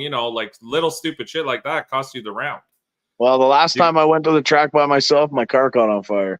That's what I mean, because you're just trying to do too much. There's just too much going on. I know when I'm at the track and Terry's there, I don't even look at the truck. I still break his balls sometimes. I'm like, "Oh, did you do this and did you do that?" And that's only for me mentally, so that I know it's done. I know he did it, but I still ask because I need to know mentally that, we're ready to go. And when you get a rhythm going, you got to stick to the same rhythm too, right? 100%. If you got a guy that's doing tires and suspension in the intercooler, well, he needs to do the same thing so nobody forgets nothing, because it will. No, and that's what I mean. I leave the truck to Terry. Yeah. If there's anything I want to change, like, because the new front shocks are different a little bit and stuff, so I did those myself because he hasn't used them yet. Once we're in Florida and I give him some time, I'll show him how to do all that. But I know the rest of the truck, he's got it covered. I don't have to worry. Like, he's doing the tires, he's doing all the shit so I just have to jump in and do the laptop. Yeah. And the laptop is a big deal. Like, between rounds, when you only have 15 minutes and you're trying to figure out all this data you just drove the truck, so you're trying to remember, hey, I remembered at this point I had to pedal, or there's a big bump there, I can see it on the shock sensor, or whatever you're trying to figure out, and do whatever you're trying to do for your boost ramps and timing, all this shit. That's a full-time job in itself. So it's very hard to also be worried about, oh, did we empty, the water box? Did we fill up the fuel? Did we blah, blah, blah, blah, blah, charge the truck? It's a lot. It's a fucking lot of work. Yeah, Barry knows. He was fucking sweating his bag off. It was worth it. That changing tires, I got to stop doing this double class shit, though. The changing tires, unless the class has the same tires, the changing of tires is a bitch. That's why we only did 28s on Saturday, because we didn't want to do that anymore. Yeah, the trying to go back and forth, changing tires and changing tune-ups, changing tires. The tune-ups are completely different. Yeah. It's just too much. I used to be able to do it, but I'm slowly losing the drive to do that shit. Not just that, it's hard on the car. It is. Everything gets super hot, and you're trying to cool it down between rounds. That's just another element. Thank you, sir. Appreciate it. Thanks. It honestly did feel good, even though it was second chance. It was like, even Landon, the owner of the car, he's like, "I've never seen my car." He's like, "I've never seen people's reactions at the line before." And he's like, just standing there watching people bet and then getting so excited about the car leaving and everything. He's like, that was worth everything that whole weekend. He's like, I had a fucking blast, and he didn't even drive his car once. Oh, he did in 26 one time. So I'm gonna warn people now. We have that 360 camera on the roof. Let me catch one of you motherfuckers betting against me. I'll see it after. I may not see it that night, but I'm looking. I was fucking around on the camera. I turned it around today just to see the starting line because we never get to see that. Yeah. When you're in the car, honestly, when I'm in the car, I don't notice anybody. No. I don't see anybody. I'm like in this tunnel vision of fucking just looking down the track. I hear honestly people yelling my name and shit. I honestly try to find something to look at other than the race. Because if I start looking at the people and the betting and doing all this shit, I get in my head. Yeah, So, I just look down track. I just stare down track until the flagger's ready to flag, and then I stare at him. Yeah. But yeah, it's a trip. It is. You know what? It is nice when you do roll in and you see the arms towards your lane, and you're like, "Fuck." Yeah. Now I gotta fucking. Yeah, I better not fuck up here. Yeah. Yeah. A lot of people betting this way, but no, it's cool. The atmosphere there was awesome. I had a great time. And to touch on like Happy, every time I would roll into the beam, he would come up to the window and he's like, "You fucking got this." That's that's what he said every time. Yeah.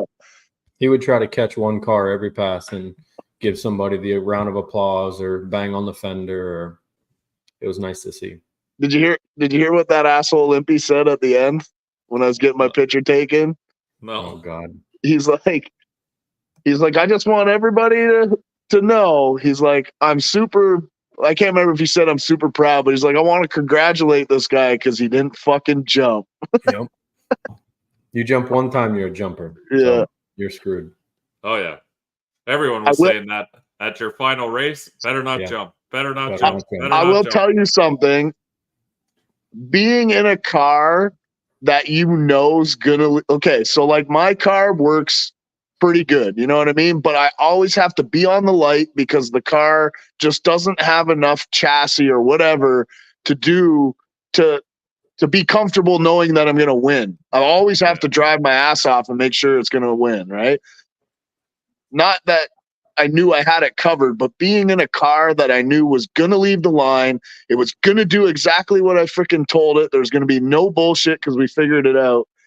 Just knowing that, I was just calm as hell in the driver's seat. You know, like you need to be, right? Like that's it's completely different feeling. And then, you know, all I had to do was just watch the light and not worry about, oh, this guy's way faster than me. I gotta hit the light and I gotta get out on him. I gotta do this and I gotta do that and I gotta hit the scramble. I just don't have to do that. All I had to do was just leave on the light. That's, you know, and so hopefully. You didn't pull up beside Zach first round, so you didn't have any of that stress? No, I say it all the time. Just run your race. I mean, it's tough, man. There's a lot going on, Terry. Hard. It is. The only thing I really had to do was after about 100 feet, I had to reach over and hold the door shut because it kept popping open. It's taken me a few years to figure it out, but at this point, I even tell him, I'm like, just tell me what lane we're in and what pair. I don't even want to know who we're racing because that shit gets so fucking buried in your head. Yeah. And then you're on that laptop and you're like, oh, fuck. You know, like, this guy's fast. We got to fucking do. And that's when you'll lose. You lose if you just went and run your race, you probably would have won. Yeah. And another thing, like, so people can kind of see it from like our angle, it's much more stressful trying to win a race and do all that stuff when your business is on it too. Well, yeah, I don't know if it is for you, right?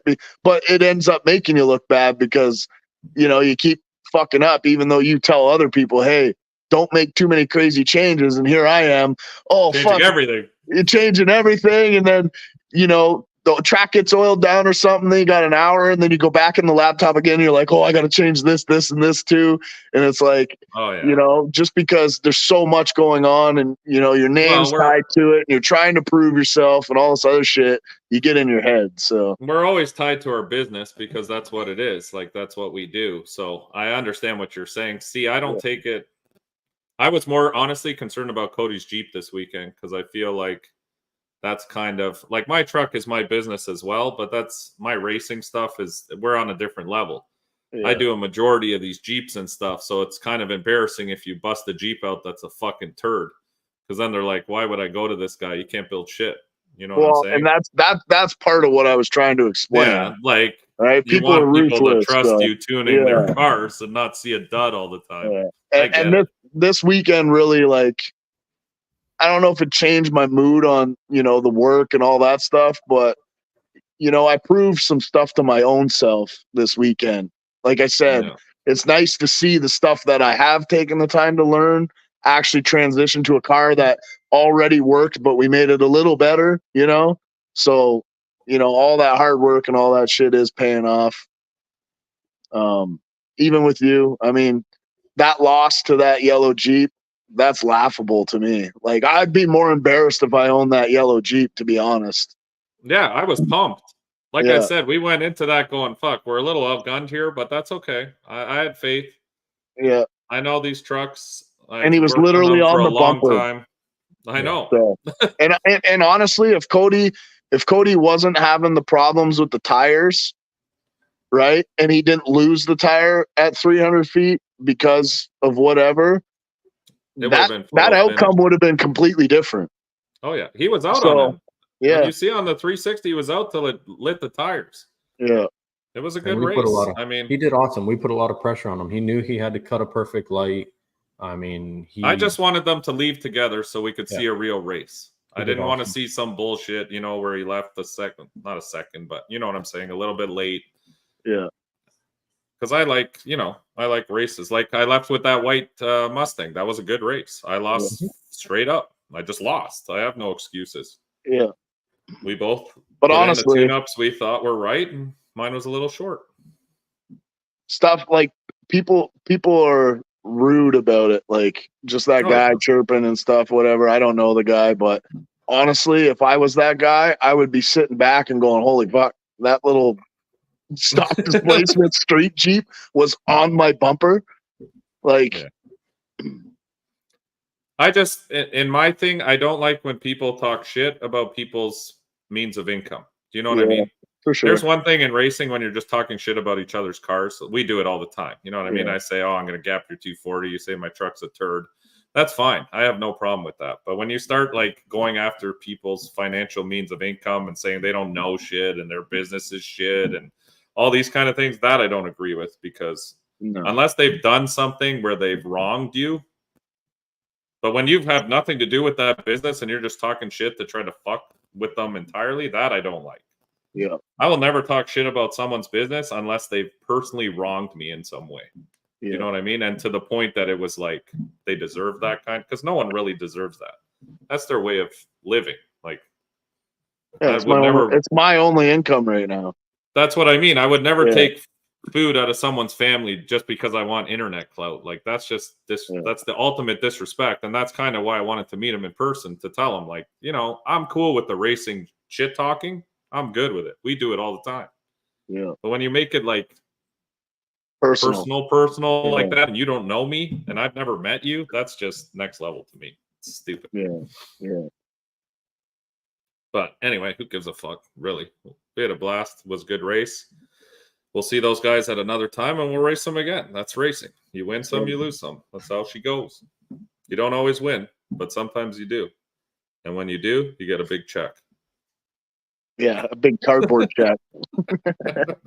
Yeah, I've never won a big check. I was telling Terry, I've said, that'd be kind of cool. I want to win a big check. Maybe we'll do one. You know what, Terry? Maybe this winter, one of our races, we'll do big checks. So Yeah. I'm definitely bringing my car down to Florida. Possibly that Mustang too. I talked to Landon. He's probably going to bring it down to Florida too. Sweet. Hell yeah. We had a couple of people, even Zach Zach Jones says he wants to come down in He November. came out of nowhere and said, hey, you doing another race this year? And we were like, what the fuck? Yeah. Billy said he wants to move to Florida. Yeah, Yeah, he wants we to come all down do. there for the winter permanently. Well, guess what? Anyone who wants to move down to Florida, we got you covered all winter. We got racing going on. Yeah. Come out, hang out. We always have a good time there. I love our races. Calm, cool, fun. Everyone has a good time. All right, boys. Well, I'm not the table, so we like to do 2 hours because people got to go to bed, not 6 hours. We'll talk to them anyway on Tuesday, but That's thanks tomorrow. for coming on, Trevor. Congratulations this weekend. You did a really good Thank job, you. bro. Appreciate it, man. You needed it. Definitely. Yeah, time. it was You were nice right to on- see you. Nice to see you in the winner's circle Yeah, for you were sure. right on the edge, so you needed that. You were on point this weekend. Terry was on point. Thank you, Terry. You did a great job. Thank you guys for coming all the way to fucking. Colin was on point. Man, that motherfucker. When he come back and you were pulling the tire over and it was seated, I'm like, what the fuck? You guys got that tire done already? Colin's like, yeah, I just used this jack and I did this and that. I'm like, yeah, it was telling me all the MacGyver shit. Yeah, I was like, holy. He just walked off into the dark and then came back 5 minutes later and he's like, all right, you got another tire and I need some screwdrivers. I was like, what the fuck do you need screwdrivers for? He's probably watching right now. The motherfucker did such a good job all weekend and then he leaves my cell phone charger on the ground. Or not my cell phone, my laptop charger. We left the charger and that other charger because I thought it was Chris's. It was connected to my generator. So it was. Oh, okay. Well, still, he left it in the generator. I didn't know it was yours. I thought it was Chris's because it was on his side. So I was like, "Oh, Chris." Oh, he is watching. His shit. He is watching. No, it's my fault. If anything, I didn't know. I thought it was Chris's. I just unplugged it off the generator and put it on Chris's truck there because I thought it was his shit, and he thought it was my shit. He messaged me. He's like, "Hey, I got your shit." I'm like, "What shit?" Yeah. Anyway, all right, boys. Well, Terry, thank you for flying all the way from Florida to come help me. You and your wife. Yeah, it was nice to see you guys. Very helpful. I hope you guys had a good time. Yeah, we had some killer cinnamon buns for breakfast. Yeah, we did. Oh yes, Hotel cinnamon buns are always best. Yeah. Okay. What's the next race you're going to? I have no idea. Well, we should get together and plan something out. I'm waiting right now on Uncle Jeff to get me my shocks back because these Vikings ain't going to do it for me. No. All right, brother. We'll talk to you later. Yeah. See ya. Yep.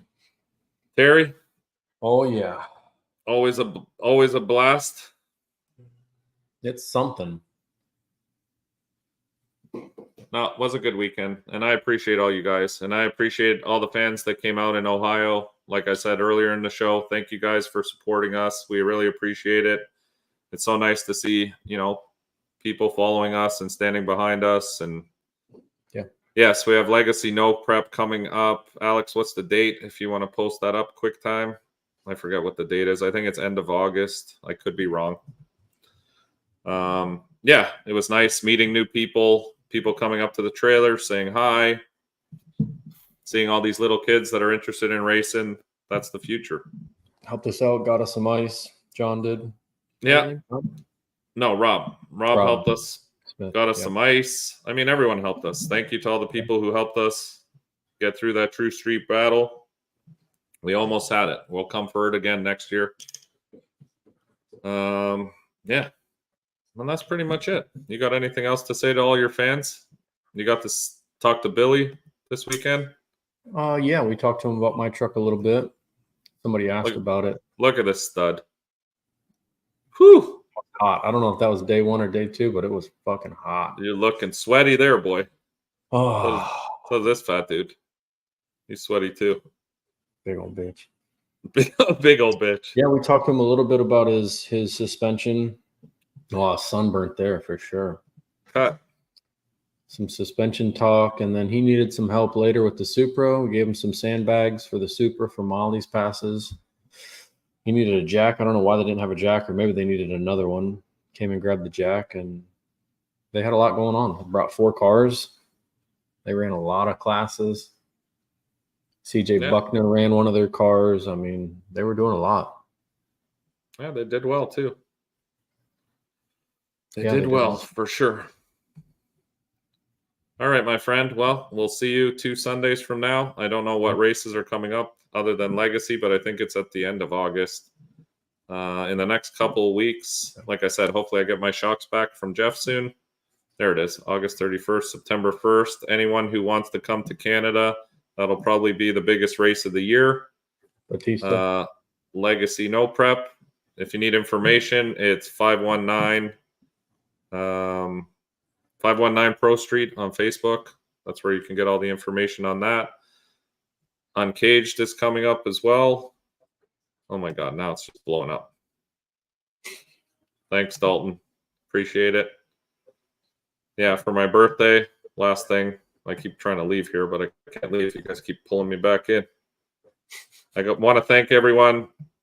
Alex, Cody, Terry, Heather, Colin, Matt, and everyone else that was involved in getting me this nice birthday gift. They got me this badass picture of the wheelie that was on display there. That meant a lot to me. It's now up hanging in the shop.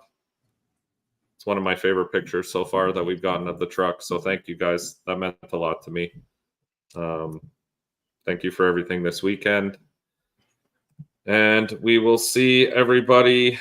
Terry, going to be a test and tune? Nope. Nope.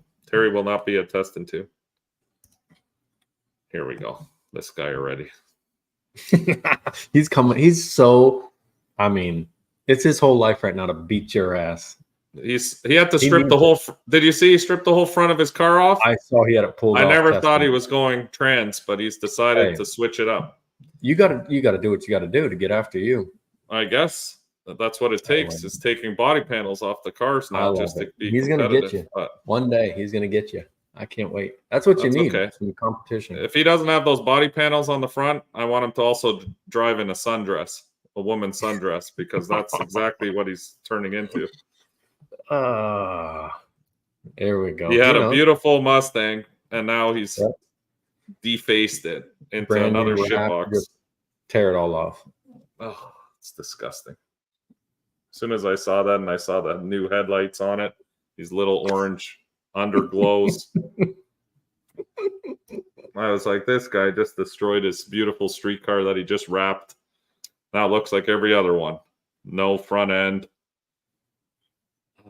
Anyway, that's another day's story. Yeah. That's the stipulation. You got to put on a Batista but shirt. When I win, no problem. 2X. 2XL. I love that.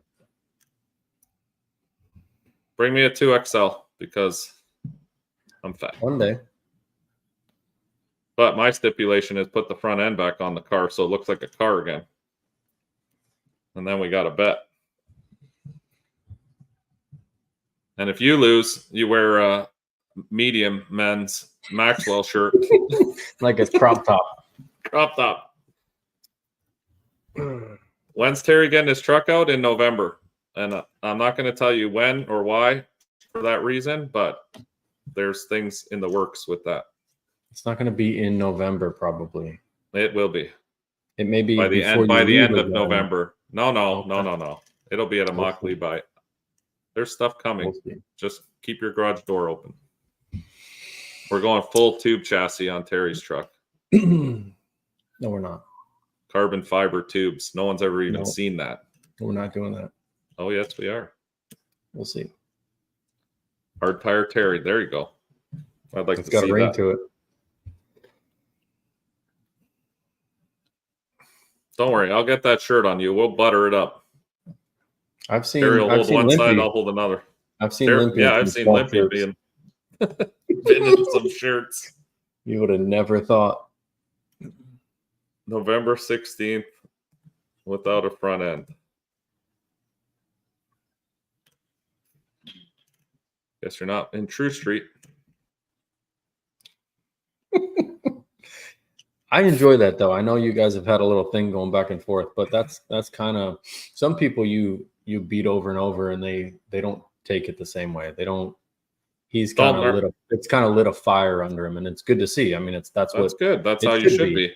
Yeah, that's what I enjoy. Are we talking baby oil wrestling or you actual racing? I'll bring the baby oil for Terry. We'll oil him up.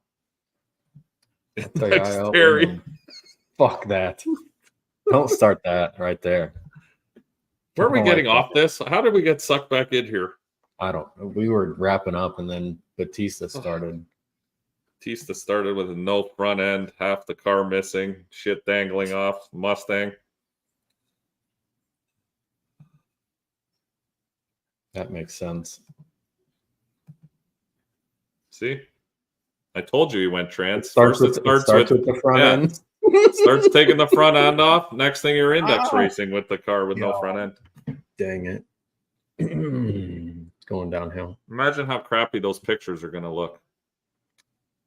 They're gonna be like, why is Mike's racing that beautiful street truck against this thing that's got no pieces on it? It's just like must have wrecked this Mustang. He must have wrecked that car, poor guy. It's got no front on it. Poor bastard. He's gonna kick your ass one day. Those cars are technically dead. There you go. Fuck. I almost left the doors in. See? Can you imagine? There's Take no the doors, trunk off no while you're front, at it too. No doors, no trunk, hatch gone. Yeah. no hatch, no front. Just strip it down so it looks like one of those go-karts. What are they called? Like Cletus's Corvette there. They said door car. They never said it needed doors. It had doors. Just make some, you know what you should do? Just make them out of cardboard on strings and then just tie them up. There you go. Now you got doors.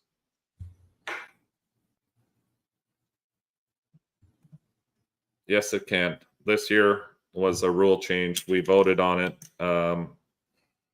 True Street can have Lexan windows on happy stuff too. A lot of the True Street classes now, but for the safety reason.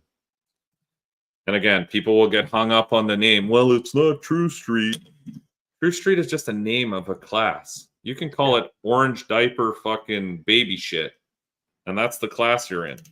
Yeah, as long as your car follows the class rules, you can put it in that class. This is a whole other story of a topic, but pretty soon classes are going to be, I want to be in class A, B, C, D, or E, so people don't get hung up on what it's called. Yeah. The True Street class is just a name for a class. It can be called Terry's fucking tons of fun class.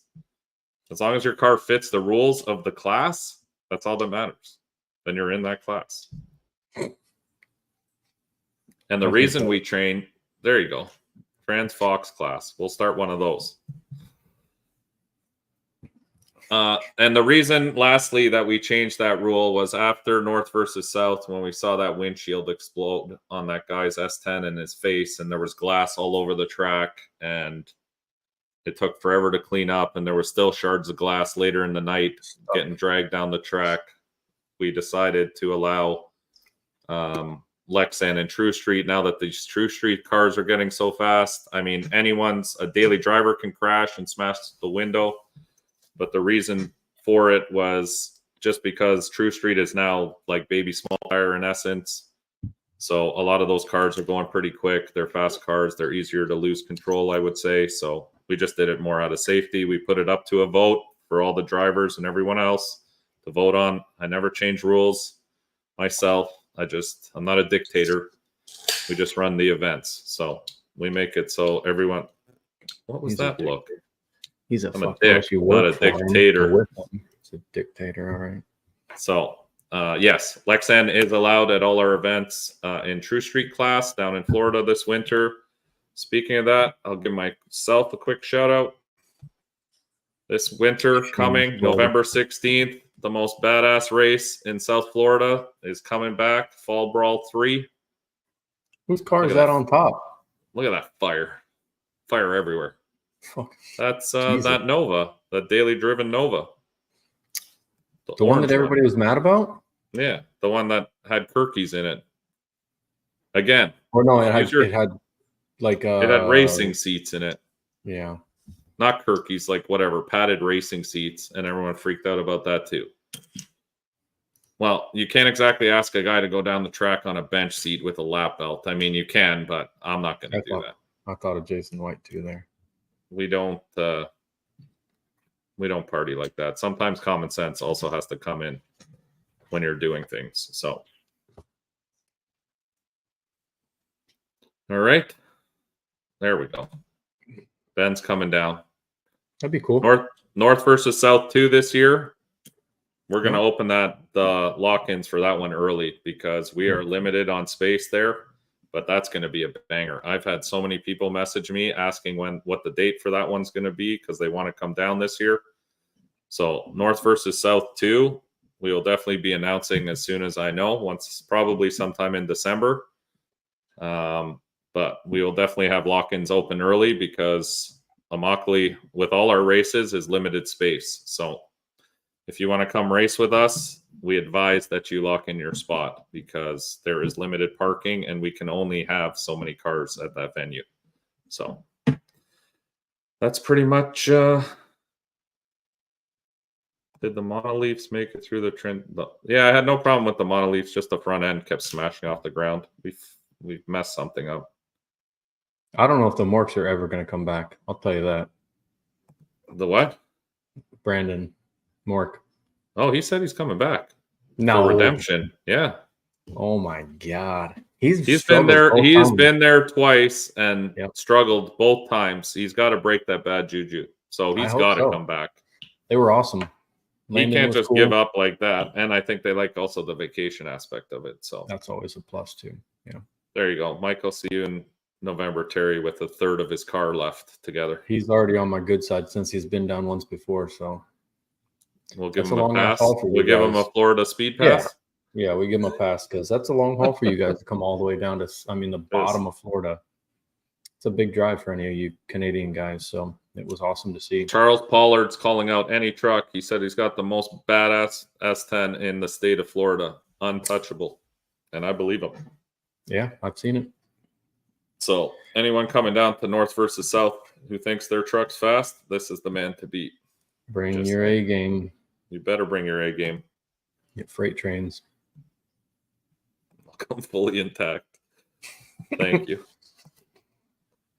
Oh, Big Stanks here. What's up, player? We're never leaving, eh?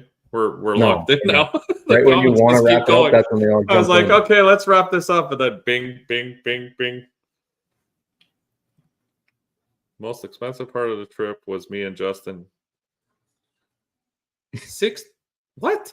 What the fuck? What the fuck is at the American Social? What's that? A bar?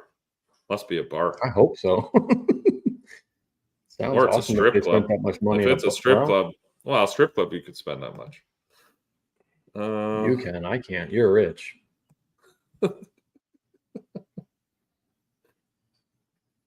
Oh, I can add to it, Charles, if you like. Charles said Billy ain't got shit on his S10.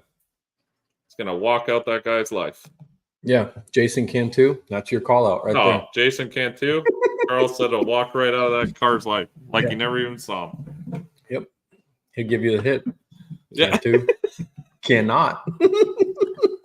Oh, fuck. Oh, God. This is going to be so good. You obviously drank like fish for $6,800, especially in wait. Florida. That's a lot of booze. I can't wait till he comes down again then. We're hanging out with him. You gonna make sure? No.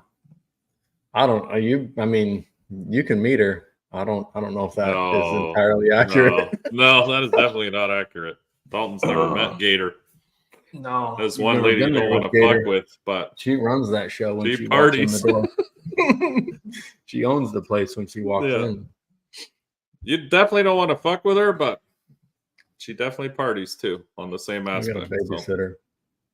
So. That's what babysitters are for. Oh man! All right, are we good now? Yeah, we're good. We got a couple of things still kind of hanging out there. You haven't mentioned. What? I know you're waiting on some more info. The truck, the color combo. My truck? Yep. Oh. I don't think you've told anybody, which is fine. We don't have to either. That's coming. That's going to change. Yes, we've decided to change the appearance of the S10, but we peeled the old wrap off. Now it's white for now. We are changing it to something that I'm in the process of designing currently. We're not going to reveal it just yet, but maybe by the next show we'll have something together to show you guys. But I did like the white, but it's kind of not me. So we are going to, I've spoken to a friend of mine who's helping me out with this project. So that's the real reason why I'm doing it. So that way we'll be announcing in a couple of weeks. And what else have I not addressed? You've made some posts about some things coming soon around Thanksgiving-ish. When we're ready for that, there is some other stuff. There will be some big announcements in the next 2 weeks, I would say, about some other stuff going on down in Florida. We've been in talks with. That's going to be really cool. That's pretty much all I can say for now until it's all announced. This season in Florida is going to be a badass no prep season. I mean, busier. Last year was big, but I think this year is going to be bigger. So anyone down in Florida or South Florida, you better be working on your cars because this winter is going to be badass. We have some pretty major stuff in the works that we're working on to try to bring you guys some of the best racing this winter we can. So it's looking good. It's looking very good. So I would recommend, if you're hesitant to work on your car or you think this winter is going to be shitty, I can guarantee you it's going to be badass. So get your shit together. There's going to be some really good racing going on this winter. So see you, Big Stank. Thank you for coming. I have a storage place, Mike, if you need it, where I store my trailer. They have outside storage or indoor enclosed storage if you want. Just hit me up. I'll give you the info for that. The Pineapple community does come and party at the track, actually. Every year, more and more people come from the community to come check out our races. Last race, or the one before, my neighbor actually won we were giving out free merch, like a merch pack, and he ended up winning the raffle. So it was kind of funny. So now all through the park, all I see is this one dude cruising around with all Sinister shit on all the time. I see him at the pool. I see him at the community house. I see him all the time wearing my shirts and stuff. So it's kind of funny. Yeah. I wouldn't say not quite as rowdy, but it depends how many Michelobes. She hides it well. Yes, she's very good at hiding it. But like I said, you better watch what you do around Gator, because there's a reason we call her Gator. Gators are friendly when they're just bobbing around in the water, but you reach in too deep, you're about to get bit. Yeah. All right, guys. Anyway, I'm out. This is good enough. 2 hours. We like to keep it short and sweet. Thank you all for coming, watching this bullshit we put on. Thank you for following us with all our adventures and everything we do. Yeah, we might have to do that. Maybe this year we'll bring out a tanning lotion. I know Limpy really enjoyed watching that guy lubing up at the pool at his hotel. So good. We'll try to book him in the same hotel so he can see his buddy again. Oh, God. See, I was trying to leave. No. Oh, God. Here it is. He's just laying it in. Those two love each other. Yeah. Secretly. That's that Hemi life. All right. Anyway. Before further ado, and before I get sucked into another hour of this, thank you guys. I appreciate all of you. If you want any merch or anything, we'll be shipping out on Wednesday again. www.sinisterperformanceshop.com. Do not go to the what is it? There's one thing that always directs them to another URL. Anyway. Just make sure you put in sinisterperformanceshop.com. Place your orders there. Like I said, we're shipping Wednesday, so we got last-minute orders you can put in for this week. And that's pretty much it. I think anything else you want to say to your fans, Terry? No, appreciate it. Meeting everybody was nice this weekend, and even though we were swamped, we were busy, we were sweaty. It was awesome. Awesome. All right, guys. Have a great night, and yeah, we'll see you on the next one. See you. Peace.